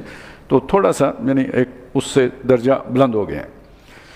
وزینتن، اور دنیا کی زندگی زینت ہے، آرائش ہے، رونق ہے. اگر آپ اسی بچے کو دیکھیں تھوڑا سا بڑا ہوتا ہے تو اب ذرا بڑے ہونے کے بعد اسے خیال آتا ہے، ہیئر سٹائل کا بھی خیال آتا ہے، ڈریسنگ کا بھی خیال آتا ہے، فیشن کا بھی خیال آتا ہے، وغیرہ وغیرہ وغیرہ. یہ وہ دور ہے کہ جس میں انسان اپنی وہ جو ہے نا نمود و نمائش کا دور کہہ لیں یا زیب و زینت کا دور ہوتے ہیں. کیا لڑکی کیا لڑکا سب کے ساتھ ایسا ہی چلتا ہے. وَتَفَاخُرٌ بَيْنَكُمْ، ذرا بڑا ہو جاتا ہے تو باہم ایک دوسرے میں فخر کرنے کا دور آ جاتا ہے. کسی کا فخر ہوگا کہ بھئی میری ڈگری، کسی کا فخر ہوگا میرا حسب نسب، کسی کا فخر کیا ہوگا، مختلف ہوں گے لیکن سب پر کیفیت ایک ہی طاری ہوتی ہے. تفاخر بینکم، آپس کی ایک دوسرے پر فخر کرنا. اس سے آگے جا کے وتکاثر فی الاموال والاولاد، مال اور اولاد میں ایک دوسرے سے آگے بڑھ جانا. تو السابقون السابقون یہاں بھی ہوتے ہیں، لیکن اہداف یہ ہیں جو بیان کر دیے قرآن نے. اور یہ اگر آپ دیکھیں نا، وہ جو پہلے یعنی 7 سال تک چلیں لہو اور لائب کو شامل کر لیں، یہ 10 ٹین ایج کا دور جو ہے یہ زینت کا شامل کر لیں، اس سے آگے بڑھیں 25 سے 40 سال، یہ تفاخر بینکم ہو جائے گا. 40 سال سے آگے جو ہے نا وہ بندہ جو ہے نا اب مال اور اولاد کی، اب تو خیر اولاد کی اتنی پرواہ نہیں ہوتی، مال کی ہوتی ہے، وہ آخر قبر تک رہتی ہے. الہاکم التکاثر، تکاثر کی غفلت آخر تک رہتی ہے. اور یہ ہے اچھا، اس میں کتنے انسان کی سوچ بدل جاتی ہے. یہ جو ایریا ہے نا 25 سے 40 سال، اس میں وہ فخر کا دور ہوتا ہے نا، خاندان، حسب نسب. تو اس میں کوئی چھوٹی موٹی بات ہو جائے، کوئی جھگڑا ہو جائے، وہ کہتے ہیں ناک کا مسئلہ ہے، اگر میں نے یہ بات مان لی مونچھ کٹ جائے گی، لہذا مونچھ بچاؤ اور یہ لڑو بڑو، تھانے کچہری پولیس وغیرہ چلے گا. یہی بندہ جب 40 کو کراس کر جاتا ہے ایک بڑی تبدیلی آتی ہے اس میں، کہتا ہے بچاؤ، مونچھ کی خیر ہے، ایک کٹے یا دونوں کٹ جائیں خیر ہے، بچانا ہے. وہ کیا ہے، چمڑی جائے پر دمڑی نہ جائے. دمڑی نہیں ہے، یہ دمڑی ہے. دمڑی اصل میں یعنی جیسے پیسہ کہتے ہیں، روپیہ کہتے ہیں، یعنی دمڑی ایک وہ شے ہوتی تھی، ایک کرنسی ہے سمجھے. تو چمڑی جائے پر دمڑی نہ جائے، یہ سوچ بن جاتی ہے. 40 کے بعد بنتی ہے. اب وہ بچاؤ والے کام پہ ناک کٹتی ہے، مونچھ کٹتی ہے، خیر ہے کوئی نہیں. یہ تو دنیا میں بندے کو ریئلسٹک ہونا چاہیے. وہ پہلے بڑی آئیڈیلسٹک اپروچ تھی، اب 40 سال کے بعد اتنا بڑا فرق. تو اب آپ دیکھیں کہ اس کے بعد کیا ہوتا ہے. 40 کے بعد ایک طرف یہ اور دوسری طرف بال سفید ہونے شروع ہوتے ہیں، یعنی وہ اب آپ کا سورج غروب ہونا شروع ہو گیا ہے اور شام ہو جاتی ہے زندگی کی. اس کو بتایا، یعنی اس کی ایک مثال دی ہے، کمثل غیث، جیسے کہ بارش برستی ہے. اعجب الکفار نباتہ، اس سے کھیتی اپج آتی ہے. تو جس نے وہ کھیتی جو ہے سیتی ہوتی ہے، اس کو وہ جو اپنی فصل ہے وہ لبھاتی ہے، بہت پیاری محسوس ہوتی ہے. ثم یہی جو پھر وہ زور پر آ جاتی ہے کھیتی، اور جو ہی وہ زور پر آتی ہے یعنی لہلانے لگتی ہے، فتراہ مصفرن، تو تم اسے دیکھو گے کہ وہ پیلی پڑ گئی ہے. ثم یکون حطاما، پھر وہ چورا ہو جاتی ہے، ختم، کھیتی کٹ گئی. یہی زندگی کی مثال ہے. کیسے وہ کھیتی کی زندگی اتنی تھی، تمہاری نگاہوں کے سامنے یہ پورا سائیکل مکمل ہو گیا. تمہارا بھی یہی سائیکل ہے، صرف اس کا دورانیہ زیادہ ہے. اس پہ ریچھ گئے ہو. عمر دراز مانگ کر لائے تھے 4 دن پورے، 2 آرزو میں کٹ گئے، 2 انتظار میں. یہ تمہاری زندگی، اس پر مطمئن ہو کے بیٹھ گئے ہو. وہ کتنا گھاٹے کا سودا کیا ہے. وہ گلشن میں تو علاج تنگی دامہ بھی تھا، تو ہی نادان چند کلیوں پہ کنات کر گیا. ورنہ گلشن میں علاج تنگی دامہ بھی تھا تو وہ اس کا سوچنا چاہیے تھا، وہ تو آگے ہے. وفی الآخرۃ عذاب شدید، یہ تو تم نے گزار دی، یہ تو خود گزرے گی، اس کے لیے کوئی ایفرٹ کرنے کی ضرورت نہیں ہے. جیسے پانی نشیب میں بہتا ہے تو زندگی اللہ تعالیٰ نے جو تمہارے ساتھ جو جبلتیں لگائیں گی، یہ سارے کام تو وہ خود کرائے گی. تم کرنا چاہو نہ کرنا چاہو کرو گے، ہر کوئی کرتا ہے. یہی زندگی کا سفر ہے، سب کرتے ہیں، تم بھی کرو گے. تو یہ کوئی انسانی سطح نہیں ہے، یہ حیوانی سطح ہے. اگر زندگی یہی رہی تو یہ تو حیوانی سطح ہے. اس میں تھوڑا سا فرق یہ ہوتا ہے، بعض اوقات بعض لوگ 40 سال کی عمر میں بھی ابھی بچے ہی ہوتے ہیں، کھیل ہی رہے ہوتے ہیں. یہ ریئر مسئلہ ہے. کسی کا معاملہ یہ ہے کہ بڑھاپے میں بھی زینت والا دور ہی نہیں جاتا اس کا. تو یہ چند لوگوں کا اصولی طور پر یہی زندگی کا سائیکل ہے، اور یہ زندگی تمہیں بسر کرتی ہے. ان ایجز میں تمہارے رویے یہی ہوں گے، خود بخود ہوں گے. تو جیسے زندگی کتے کو بسر کرتی ہے، جیسے زندگی بلے کو بسر کرتی ہے، ایسے ہی زندگی تمہیں بھی بسر کرتی ہے. لہذا یہ حیوانی سطح ہے، اور یہ زندگی تمام ہو جاتی ہے. جیسے کہ وہ بارش ہوئی اور یہ سارا کھیتی جو آئی پوری لہلائی اور پھر چورا ہو گئی. لیکن اس طرح اگر زندگی بسر کر کے جاؤ گے، آخرت میں عذاب شدید ہوگا، کیونکہ تمہیں جو اعلیٰ قابلیت اللہ نے سوچنے سمجھنے کی دی تھی اس کو تم نے ضائع کیا، مٹی میں ملا دیا، اس کو کام ہی میں نہیں لایا. اس کا تو وہ تسویہ کر دیا، اسے کر دیا نا مٹی میں. دساہا وقد خواب من دساہا، اس کو مٹی میں رلا دیا. اور دوسری صورت یہ ہوگی آخرت میں 2 ہی انجام ہیں، یعنی یہاں تو یہ کافی جو ہے نا موڑ ہیں، وہاں 2 ہی ہیں. یا تو عذاب شدید ہے، وہ مغفرت من اللہ و رضوان، یا اللہ کی طرف سے بخشش ہے اور اس کی خوشنودی ہے. اور ایک بات سمجھ لو، بس کانٹے کی بات یہی ہے، وَمَا الْحَيَاةُ الدُّنْيَا إِلَّا مَتَاعُ الْغُرُورِ، دنیا کی زندگی نہیں ہے مگر یہ کہ دھوکے کا سامان ہے. جس بندے کا بنیادی نقطۂ نظر میں یہ تبدیلی نہ آئے، اقامت دین کے راستے میں 4 قدم بھی نہیں چل سکتا. وہ قربانیاں کیسے دے سکتا ہے جو ابھی قرآن نے بیان کی ہیں، جب تک کہ اس کا مقصود آخرت نہ بن جائے. تو آخرت کیا ہے؟ اب دیکھیے وہ سبقت کا لفظ آ گیا ہے، السابقون السابقون، سابقو دوڑو، الی مغفرۃ من ربکم، اپنے رب کی بخشش کی طرف، وجنت ارضھا کارض السماء والارض، اور اس جنت کی طرف جس کا پھیلاؤ آسمان اور زمین جتنا ہے. یہ دنیا کو کتنا جنت بنا لو گے؟ بیریا ٹاؤن میں 10 مرلے کا گھر، سٹیٹس، چلیں کنال کا ہو جائے گا، 2 کنال کا ہو جائے گا. یا کوئی آپ نے سیاسی پوزیشن حاصل کر لی تو ملک صاحب اپنے جیب خاص سے آپ کو کوئی محل بنا کے دے دیں گے. بس وہ بھی ان کا احسان آپ کی عمر اوپر ساری زندگی، یعنی آپ ان کی فائل کا پہیہ ہیں. اصلی آپ کی اوقات یہ ہوگی، کہنے کو جو بھی کچھ بھی ہوگا وہ تو ہوگا، لیکن حقیقت میں آپ پہیے ہوں گے ان کی فائل کے. نہ دائیں ہو سکتے ہیں نہ بائیں ہو سکتے ہیں. آخر آپ کو انہوں نے یہ ایویں ہی تو نہیں بنا، وہ گھاٹے کا سودا کرتے ہیں. دنیا میں کوئی گھاٹے کا سودا نہیں کرتا، یہاں سودا دست بدستی ہے، اس ہاتھ دے اس ہاتھ لے، یہ چلتا ہے.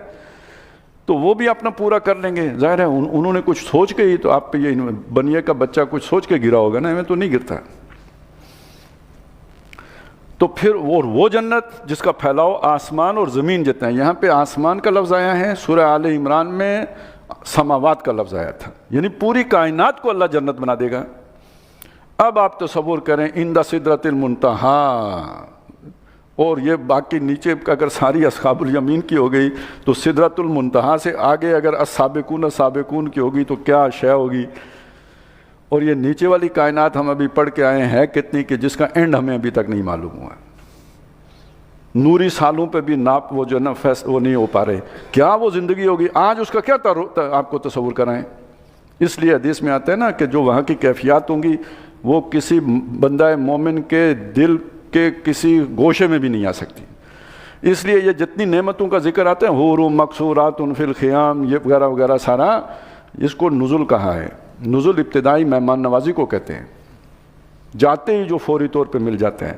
یعنی یہ بھی کوئی جنت کا ابتدائی درجہ ہے. اصل والی جنت کا تو آج کوئی جو ہے نا پہچاننا آپ کے لیے ممکن ہی نہیں ہے. سورہ دہر میں آگے ملے گا، وَإِذَا رَأَيْتَ ثَمَّ رَأَيْتَ نَعِيمًا وَمُلْكًا كَبِيرًا، جب وہاں دیکھیں گے وہاں کی نعمتیں اور ملک کبیر. ملک کسے کہتے ہیں؟ بادشاہی کو. تو وہی بات ہے، ہم تو جیسے اللہ کا اپنا بنایا، جنت بھی اپنی ہی بنائی ہوئی ہے ہم نے. مطلب 10 مرلے کی کسی کی ہوگی، بس زیادہ سے زیادہ کوئی گرین ہاؤس، کوئی فارم ہاؤس. تو یہ نہیں ہے، بہت بڑی بادشاہی ہے. فی مقعد صدق عند ملیک مقتدر، وہ عظیم بادشاہ کے پاس جو مقعد صدق، یعنی وہ جیسے ہوتا ہے نا کہ آپ کی کوئی مہینے کے بعد میٹنگ ہو، بڑے بادشاہ آئے ہوں سارے وہاں پہ بیٹھے، کوئی ایسا تصور ابھرتا ہے. تو اب دیکھیں نا عقل مندی کی پھر بات کیا ہوئی. سابقو دوڑو، इला मगफिरत मिन रब्बिकुम, अपने रब की बख्शिश की तरफ, व जन्नतिन अर्दुहा कार्ज़ समाए वल अर्द उइद्दत लिल्लज़ीना आमनु बिल्लाहि व रसूली, जो तैयार की गई है उन लोगों के लिए जो ईमान लाए अल्लाह पर और उसके रसूलों पर। ज़ालिका फ़ज़लुल्लाह, ये अल्लाह का फ़ज़ल है। जिसे ये समझ आ गई उस पर अल्लाह का फ़ज़ल हुआ है। आप अपनी बिल्डिंग पर लिख देते हो हाज़ा मिन फ़ज़ल रब्बी, असल फ़ज़ल ये है योती ही मन यशा, वो इससे नवाजता है जिसको चाहते हैं। वल्लाहु ज़ुल फ़ज़लिल अज़ीम, और अल्लाह बड़े फ़ज़ल वाला है। अब एक और बहुत ही अहम नुक्ता है जो समझाया गया कि देखें दुनिया में नुकसान होता है, वो नबलुवन्नकुम बिशैइन मिनल खौफ़ि वल जू'i वन, इसमें बंदा मोमिन का जो सोच या अप्रोच क्या होनी चाहिए वो बताई।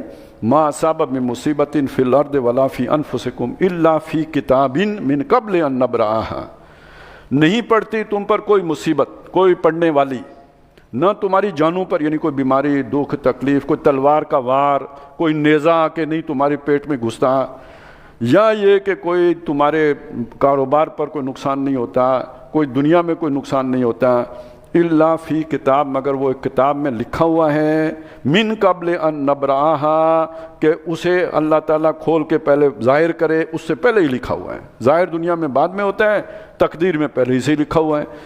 अब ये बात क्यों कही?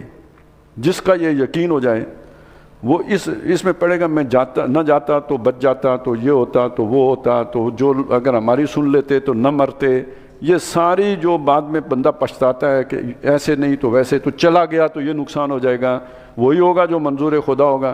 खुदा खालिक, खुदा मालिक, खुदा का हुक्म तू कैसा, रज़ाए रब पे राज़ी रहे, ये हरफ़ आरज़ू कैसा, तो जो कुछ भी हो रहा है अल्लाह की मर्ज़ी से हो रहा है, उसी में मेरे लिए खैर है। इसमें एक बात और समझाई कि अगर आपसे खुद से कोई कुर्बानी देना मुश्किल लगता है आपको, तो अल्लाह ताला की मेहरबानी है कि वो चीज़ आपसे छिन जाए, उसी में आपका फ़ायदा था। और ये भी बात आई है, हदीस में आई है कि इबादत करके बंदा वो मकाम हासिल नहीं कर सकता, जो तकलीफ़ उसे कोई पड़ती है, बीमारी पड़ती है, कोई मुसीबत आती है, उस पर सब्र करने के नतीजे में अल्लाह ताला उसे दे देता है। तो ये भी जब तक सोच ना हो तो बंदा फिर चीखेगा ये क्यों हो गया, वो क्यों हो गया, तो अब ये सब्र, उसे दिल को सुकून आ जाएगा। इसलिए कहा गया अला इन्ना औलिया अल्लाह ला खौफुन अलैहिम वला हुम यहज़नून अला बिज़िक्रिल्लाह तत्मइन्नुल क़ुलूब। इसलिए कहा गया या अय्युहन नफ्सुल मुतमइन्ना, ये मुतमइन जान होती है ना, हर चे साकी माँ रेख्त ऐन अल्ताफ़, मेरे प्याले में मेरा साकी जो डाल दे, जितना डाल दे, उसकी मेहरबानी, लुत्फ़ करम, उसकी अनायत, उसका अल्ताफ़। मा असाब मिन मुसीबतिन फिल अर्द वला फी अनफुसिकुम इल्ला फी किताबिन मिन क़ब्ल अन नब्रअहा इन्न ज़ालिका अलल्लाहि यसीर। आपको ये मुश्किल लगता है, बेशक ये अल्लाह पर बहुत आसान है, ऐसा सब पहले ही से लिख के रखना। इसका ये मतलब नहीं है कि तकदीर उसने जो है ना वो ज़बरदस्ती तुम पे थोपी है, नहीं, उसके अपने इल्म की बुनियाद पर यह लिख के रखा हुआ है, यूँ होगा फिर ये होगा फिर ये होगा। और लिकैला तासव अला मा फातकुम, और ये नुक्ता तुम समझ लो तो फिर अफसोस नहीं करोगे उस पर जो तुमसे छूट जाए, तुम्हारे हाथ से निकल जाए, जो नुकसान हो जाए। वला तफरहू बिमा आताकुम, और जो मिल जाए उस पर इतराओगे नहीं, ये भी इम्तिहान है, जो मिला ये भी इम्तिहान है, पता नहीं इससे कौन सा इम्तिहान फूटता है। इस्माइल अल्लाह ने दे दिया, बहुत अच्छी बात है, क्या पता कब छुरी चलाने का हुक्म आ जाए। वल्लाहु ला युहिब्बु कुल्ला मुख्तालिन फ़खूर, बेशक अल्लाह को हर वो शख्स जो शेखी खोरा हो, इतराने वाला हो और बढ़ाई मारने वाला हो, वो पसंद नहीं। ऐसे लोग अल्लाह को अच्छे नहीं लगते। इन लोगों का काम ये होता है वो अल्लाह की राह में खर्च करने के बजाय बुखल करते हैं, कंजूसी करते हैं। अल्लज़ीना यबखलून, जो बुखल करते हैं, व यामुरून अन्नास बिल बुखल, दूसरों को भी बखीली ही सिखाते हैं। खुद भी ना निकलना, गर्मी है बहुत, घर बैठे रहो, और दूसरों को भी जो है ना वो यही कहेंगे। वमन यतवल्ला फ़इन्नल्लाह हुवल गनीयुल हमीद, और जो मुँह मोड़ेगा, ये मुतालबे आ गए तुम्हारे सामने, लेकिन ये कि जो इन पर पूरा नहीं उतरेगा तो अल्लाह ताला तो गनी है, उसने तो तुम्हारी फौज के लिए और फलाह के लिए और मंजिल मुराद तक पहुँचने के लिए ये रास्ता तुम्हें सुझाया है, बाकी उसे कोई परवाह नहीं है। और हमीद है, तारीफ़ किया हुआ है। अब ये सारा देखें ना, इतनी बड़ी कुर्बानी की जो डिमांड है उसका मकसद क्या है? मकसद ये है कि लक़द अरसलना रुसुलना बिल बय्यिनात, देखो हमने सारे रसूल उन्हें मोज़े दे के भेजा है।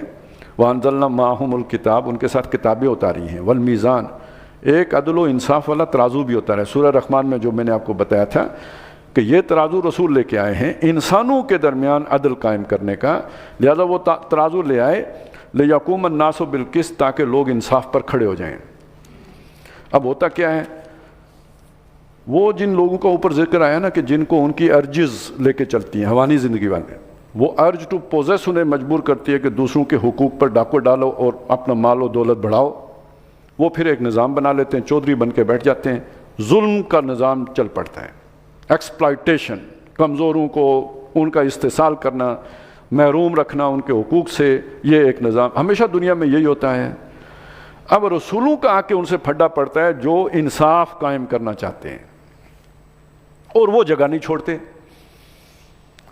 تو جب وہ جگہ نہیں چھوڑتے تو پھر کیا ہوتا ہے، یہ ہاں جی، تو نہیں چھوڑتے تو ہم نے لوہا بھی اتارا ہے، وَأَنزَلْنَا الْحَدِيدَ فِيهِ بَأْسٌ شَدِيدٌ۔ نہیں تو آپ سوچیں نا، لوہے کا اور کتابوں کا آپس میں کیا ربط آپ کو لگے گا؟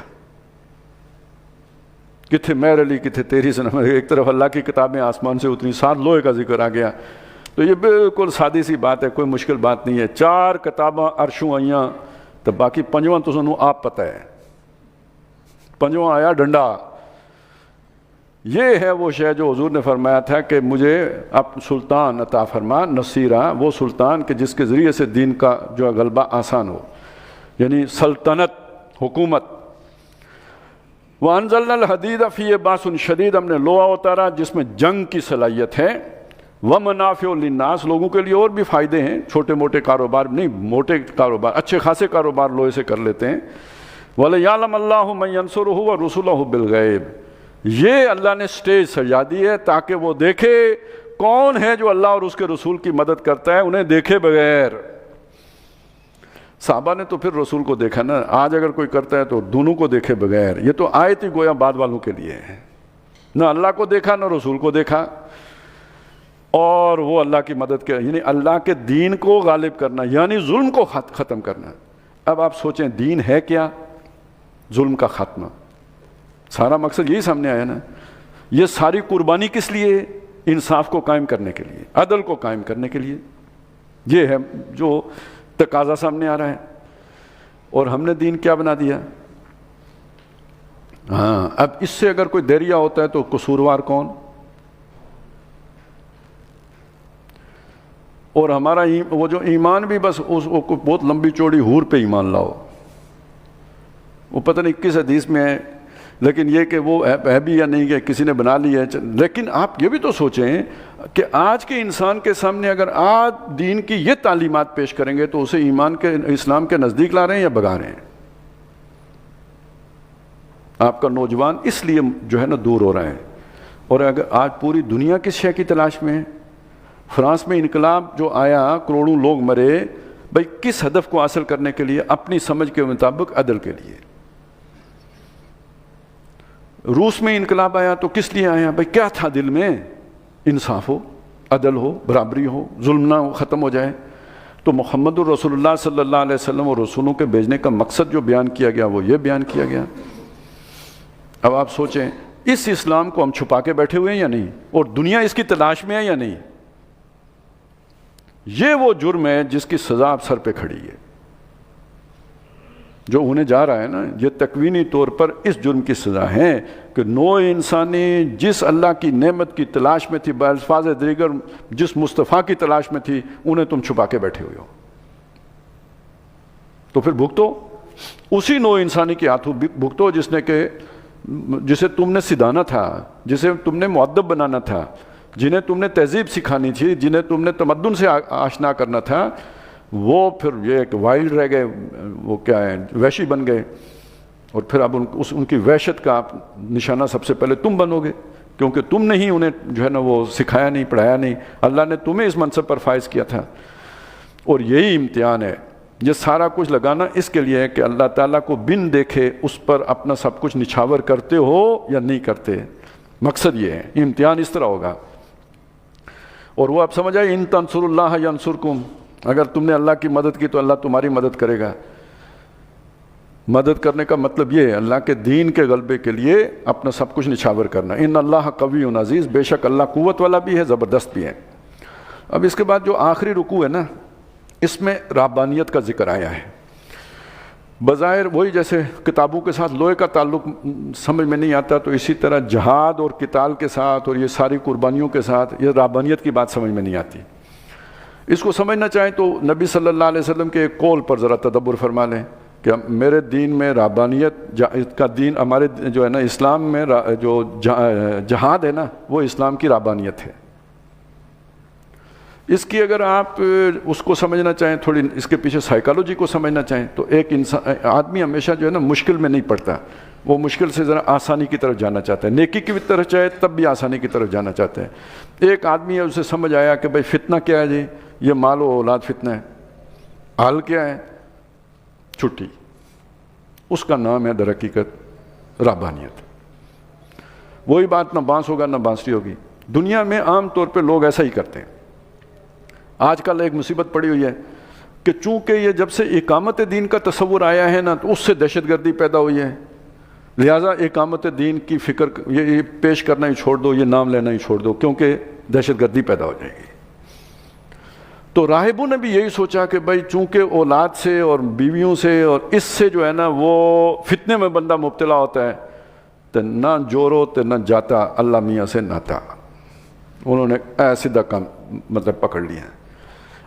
اللہ کیا کہتے ہیں، امتحان کے لیے بنائی ہے، تو جورو اور جاتا ہی نہیں ہوتا تو امتحان کیسے ہوگا؟ وہ بھی ہونے چاہیے، ان کی غلطیوں پر وہ انتعفو و تصفحو و تغفرو، معاف بھی کرو، درگزر بھی کرو، صرف نظر بھی کرو، لیکن اللہ کی طرف امتحان تو تب ہوگا نا، ادھر وہ کھینچ رہے ہیں تو ادھر اللہ کا دین پکار رہا ہے، تب جا کے فتنہ ہوا۔ کیا اب آپ کو وہ شعر سمجھ آئے گا کہ درمیان قہر دریا تختہ بندم کردائی، اے اللہ کیا میرے ساتھ تو نے کر دیا ہے، متلاطم دریا ہے طوفانی، اس کے اندر تختے کے اوپر مجھے باندھ کے ڈال دیا ہے۔ درمیان قہر دریا تختہ بندم کردائی و بازمی گوئی دامن تر مکن، ہوشیار باش، دیکھنا کپڑے پہ چھینٹا نہ پڑے، چوکنے رہو۔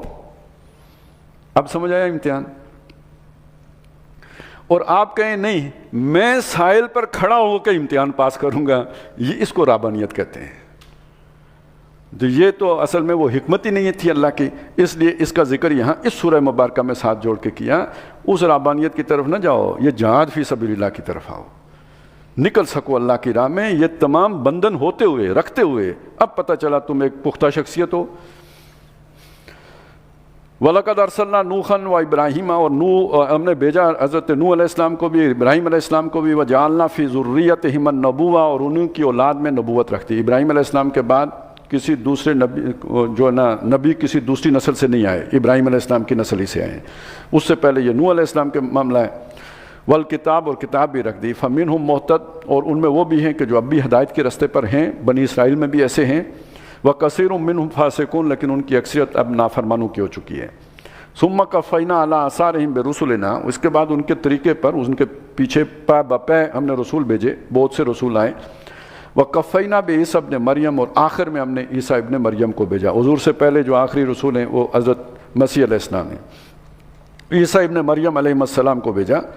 وَآتَيْنَاهُ الْإِنْجِيلَ، اور ان کو ہم نے انجیل دی۔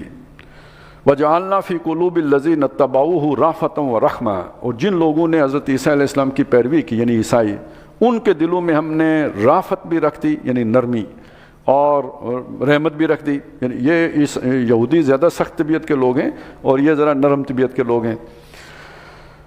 وَرَهْبَانِیَّةً، اور جو رہبانیت تھی یعنی دنیا سے کٹ کے رہنا اور کوئی دنیا کی نعمت سے فائدہ نہ اٹھانا، شادی نہ کرنا، ابتدعوها، یہ بدعت انہوں نے خود شروع کی، نئی بات نئی ریت انہوں نے ڈالی۔ ما كتبناها علیہم، یہ ان پر ہم نے فرض نہیں کی تھی، ہم نے فرض نہیں کی تھی، انہوں نے خود شروع کی۔ لیکن شروع کرنے کے پیچھے بدنیتی نہیں تھی۔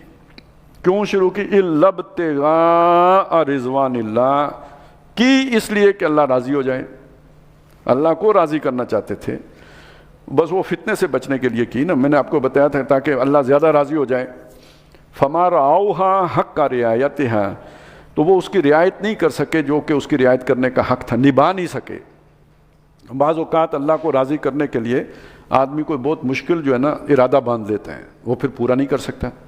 کوئی بندہ طے کرے میں اب ساری عمر روزے رکھوں گا، رمضان کے روزوں میں بہت میرے دل قلب کی کیفیت جو ہے نا وہ اللہ والوں والی ہو گئی تھی، تو اب میں کھانا ہی نہیں کھاؤں گا، روزہ ہی رکھوں گا، تو بہرحال یہ نبھانا بہت مشکل ہو سکتا ہے 2 سال نبھا لے، 3 سال نبھا لے، مشکل ہو جائے گا۔ اسی طرح کوئی طے کر لے ہر روز رات کو جناب جو 2 بجے تک تراویح پڑھوں گا، یہ بھی بہت مشکل ہو جائے گا۔ تو اس پہ قیاس کر لیجئے۔ بعض اوقات اپنے لیے آدمی ایسی بات طے کر لیتا ہے جو اس کے لیے ممکن نہیں ہوتی، تو انہوں نے ایک ایسی بات طے کر لی تھی۔ ہمارے ہاں بھی یہ جو مختلف صوفیاء کے ہاں مشاغل اور وظائف اور اورات کا جو نظام آیا ہے وہ بہت مطلب انہوں نے اب وہ اگر وہ سوتی کپڑے پہننے ہیں نہیں بلکہ اس کے کھدڑ کے کپڑے پہننے ہیں یا اس طرح کی جو چیزیں آ گئی آج کے انسان کے لیے تو ممکن نہیں ہے، اگر وہ کرنا بھی چاہے تو ناممکنات میں سے ہو گئے ہیں۔ تو وہ اس کی لیکن اس سے پتہ چلتا ہے ایک بات کہ اگر اللہ کی رضا کی نیت سے انہوں نے اس کا حق ادا کیا ہوتا تو شاید میں امکان کے درجے میں کہہ رہا ہوں کہ ان کے لیے کوئی جو ہے نا چھوٹ ہوتی، لیکن وہ حق ہی نہیں ادا کر سکے، وہ جو پھر ہوا آپ کو شاید اندازہ ہو، تو اس پہ تو پھر کہانیاں بن گئی نا۔ فَمَا رَعَوْهَا حَقَّ رِعَایَتِهَا فَآتَيْنَا الَّذِينَ آمَنُوا مِنْهُمْ أَجْرَهُمْ، تو ان میں سے جو ایمان والے تھے، اب یہاں اس بات کا احتمال ہے کہ جنہوں نے حق نبھایا ان کو ہم نے ان کا اجر دیا۔ وَكَثِيرٌ مِّنْهُمْ فَاسِقُونَ، لیکن ان کی اکثریت تو بس فاسق ہی تھے، پھر وہ دکھاوے کو رہبانیت تھی، اندر خانے ساری کرتوتیں تھیں۔ یا ایھا الذین آمنوا اتقوا اللہ، اے وہ لوگوں جو ایمان لائے ہو اللہ کا تقوی اختیار کرو۔ وآمنوا، اس سے پتہ یہ لگتا ہے کہ انہی کو خطاب ہے، اگر ان میں اب بھی کوئی نیک عنصر موجود ہے یعنی ایمان پر پورا اترتا ہے تو اب ان سے کہا گیا آمنوا برسولہ، اللہ کے رسول پر ایمان لاؤ، یعنی محمد رسول اللہ پہ ایمان لاؤ۔ یؤتکم کفلین من رحمتہ، اللہ تعالیٰ اپنی رحمت کے تمہیں 2 حصے دے گا، ایک وہ جو پہلے سے تم ایمان پہ چلے آ رہے تھے، ایک یہ تم نے گویا اثر نو ایک قربانی دی ہے۔ اب یہ کون سی قربانی ہے؟ اپنا گروہ چھوڑنا کوئی آسان کام تو نہیں ہے، سارے تعلقات توڑ کے کتنا ان لوگوں نے کہا ہوگا جن کے فرض کریں کوئی ایمان لاتا ہے تو پرانے سارے منصب چھٹ گئے یا نہیں چھٹ گئے، سارے تعلقات منقطع ہو گئے یا نہیں ہو گئے، کتنی باتیں اپنوں کی سننی پڑیں گی۔ لہذا تمہارے لیے رحمت میں سے 2 حصہ عطا کرے گا تمہیں، وَيَجْعَلْ لَكُمْ نُورًا، اور تمہیں وہ روشنی عطا کرے گا تمشون بہی، جس کی روشنی میں تم چلو گے، یعنی دنیا میں بھی چلو گے، وہ آخرت کا جو منظر ہم دیکھ کے آئے ہیں ابھی اس میں سے بھی گزرو گے، وَيَغْفِرْ لَكُمْ، اور تمہارے گناہ بخش دے گا، وَاللَّهُ غَفُورٌ الرحیم، اور اللہ تعالیٰ بخشنے والا مہربان ہے۔ یہ اس آگے میں نے شروع میں بتایا تھا نا کہ آگے آنے والی صورتوں کا یہ ایک جو ہے نا ابتدائیہ ہے، ایک خلاصہ ہے جو پہلے پیش کر دیا گیا۔ ان 10 صورتوں میں جو آخر میں 2 صورتیں آتی ہیں، ایک سورۃ طلاق ہے اور دوسری سورہ تحریم ہے، دونوں میں گھر گرہستی کی زندگی کا معاملہ پیش آیا ہے، اتنی تفصیلی رہنمائی دی ہے، سورہ نساء میں بھی دی ہے، سورہ نور میں بھی دی ہے، سورہ احزاب میں بھی دی ہے، اور وہ ایک پوری صورت ان خلاصے کے طور پر یہاں پھر آ گئی ہے، سورۃ الطلاق بھی سورہ تحریم بھی۔ دونوں کا جو مرکزی مضمون ہے وہ گھر ہے، اور فرق کیا ہے کہ اگر گھر میں نفرت ہو تو نوبت طلاق تک پہنچے گی، تو وہ سورۃ الطلاق میں زیر بحث آیا ہے۔ محبت حد سے بڑھ جائے تو کہیں خدا کا حکم ٹوٹنا شروع، وہ فتنہ بن جائے، تو وہ اس کا جو ہے نا خود نبی صلی اللہ علیہ وسلم کی اپنے ذاتی 1-2 واقعات کو بنیاد بنا کر مسلمانوں کو رہنمائی دے دی گئی اس معاملے میں کہ اعتدال کا راستہ کیا ہو سکتا ہے۔ تو وہ وہاں اس وقت شاید موقع نہ ہو، کل جو ہے نا وہ جلدی ہو، تو یہ میں نے سوچا آج وضاحت کر دوں آپ کے سامنے کہ وہ اس آخری رکوع کی مزید تشریح وہ وہاں کی گئی اس اہمیت کو جتانے کے لیے کہ اسلام میں خاندانی زندگی کی کتنی اہمیت ہے، رہبانیت نہیں ہے۔ اس لیے حضور نے فرمایا لا رہبانیت فی الاسلام، اسلام میں کوئی رہبانیت نہیں، یعنی وہ رہبانیت جو عیسائیوں نے مروج کی۔ باقی یہ کہ جہاد ہے وہ بھی ایک طرح کی رہبانیت ہی ہو، اب جب وہ مرل آتا ہے، پکار آتی ہے، آپ سب کچھ ایسے ہی چھوڑ چھاڑ کے نکل جاتے ہو جیسے کوئی تعلق ہی نہیں، کوئی واسطہ ہی نہیں۔ تو یہ اہل کتاب کو دورہ اجر بھی ملے گا اور ان کو وہ نور ملے گا جس کی روشنی میں تمہیں وہ نور دے گا اللہ تعالیٰ، جس کی روشنی میں تم چلو گے، تمہیں بخش دے گا، واللہ غفور الرحیم، اللہ بخشنے والا مہربان ہے۔ لِأَلَّا يَعْلَمَ أَهْلُ الْكِتَابِ، تاکہ اہل کتاب یہ نہ سمجھیں اللہ يَقْدِرُونَ عَلَى شَيْءٍ مِّن فَضْلِ اللَّهِ، کہ انہیں اللہ کے فضل میں سے اب کوئی قدرت حاصل نہیں رہی، وہ محروم کر دیے گئے، نہیں، رستہ کھلا ہے۔ آؤ یہ محمد رسول اللہ صلی اللہ علیہ وسلم کے دامن سے وابستہ ہو جاؤ، رحمت للعالمین کی پناہ میں آ جاؤ، تو بس تمہارے لیے رحمت کے دروازے آج بھی کھلے ہیں۔ وَأَنَّ الْفَضْلَ بِيَدِ اللَّهِ، فضل سارے کا سارا اللہ کے ہاتھ میں ہے، یؤتیہ من یشاء، وہ جسے چاہتا ہے اسے دیتا ہے، وَاللَّهُ ذُو الْفَضْلِ الْعَظِيمِ، اور اللہ بڑے فضل والا ہے۔ بارک اللہ لی و لکم فی القرآن العظیم و نفعنی و ایاکم بالآیات و الذکر الحکیم۔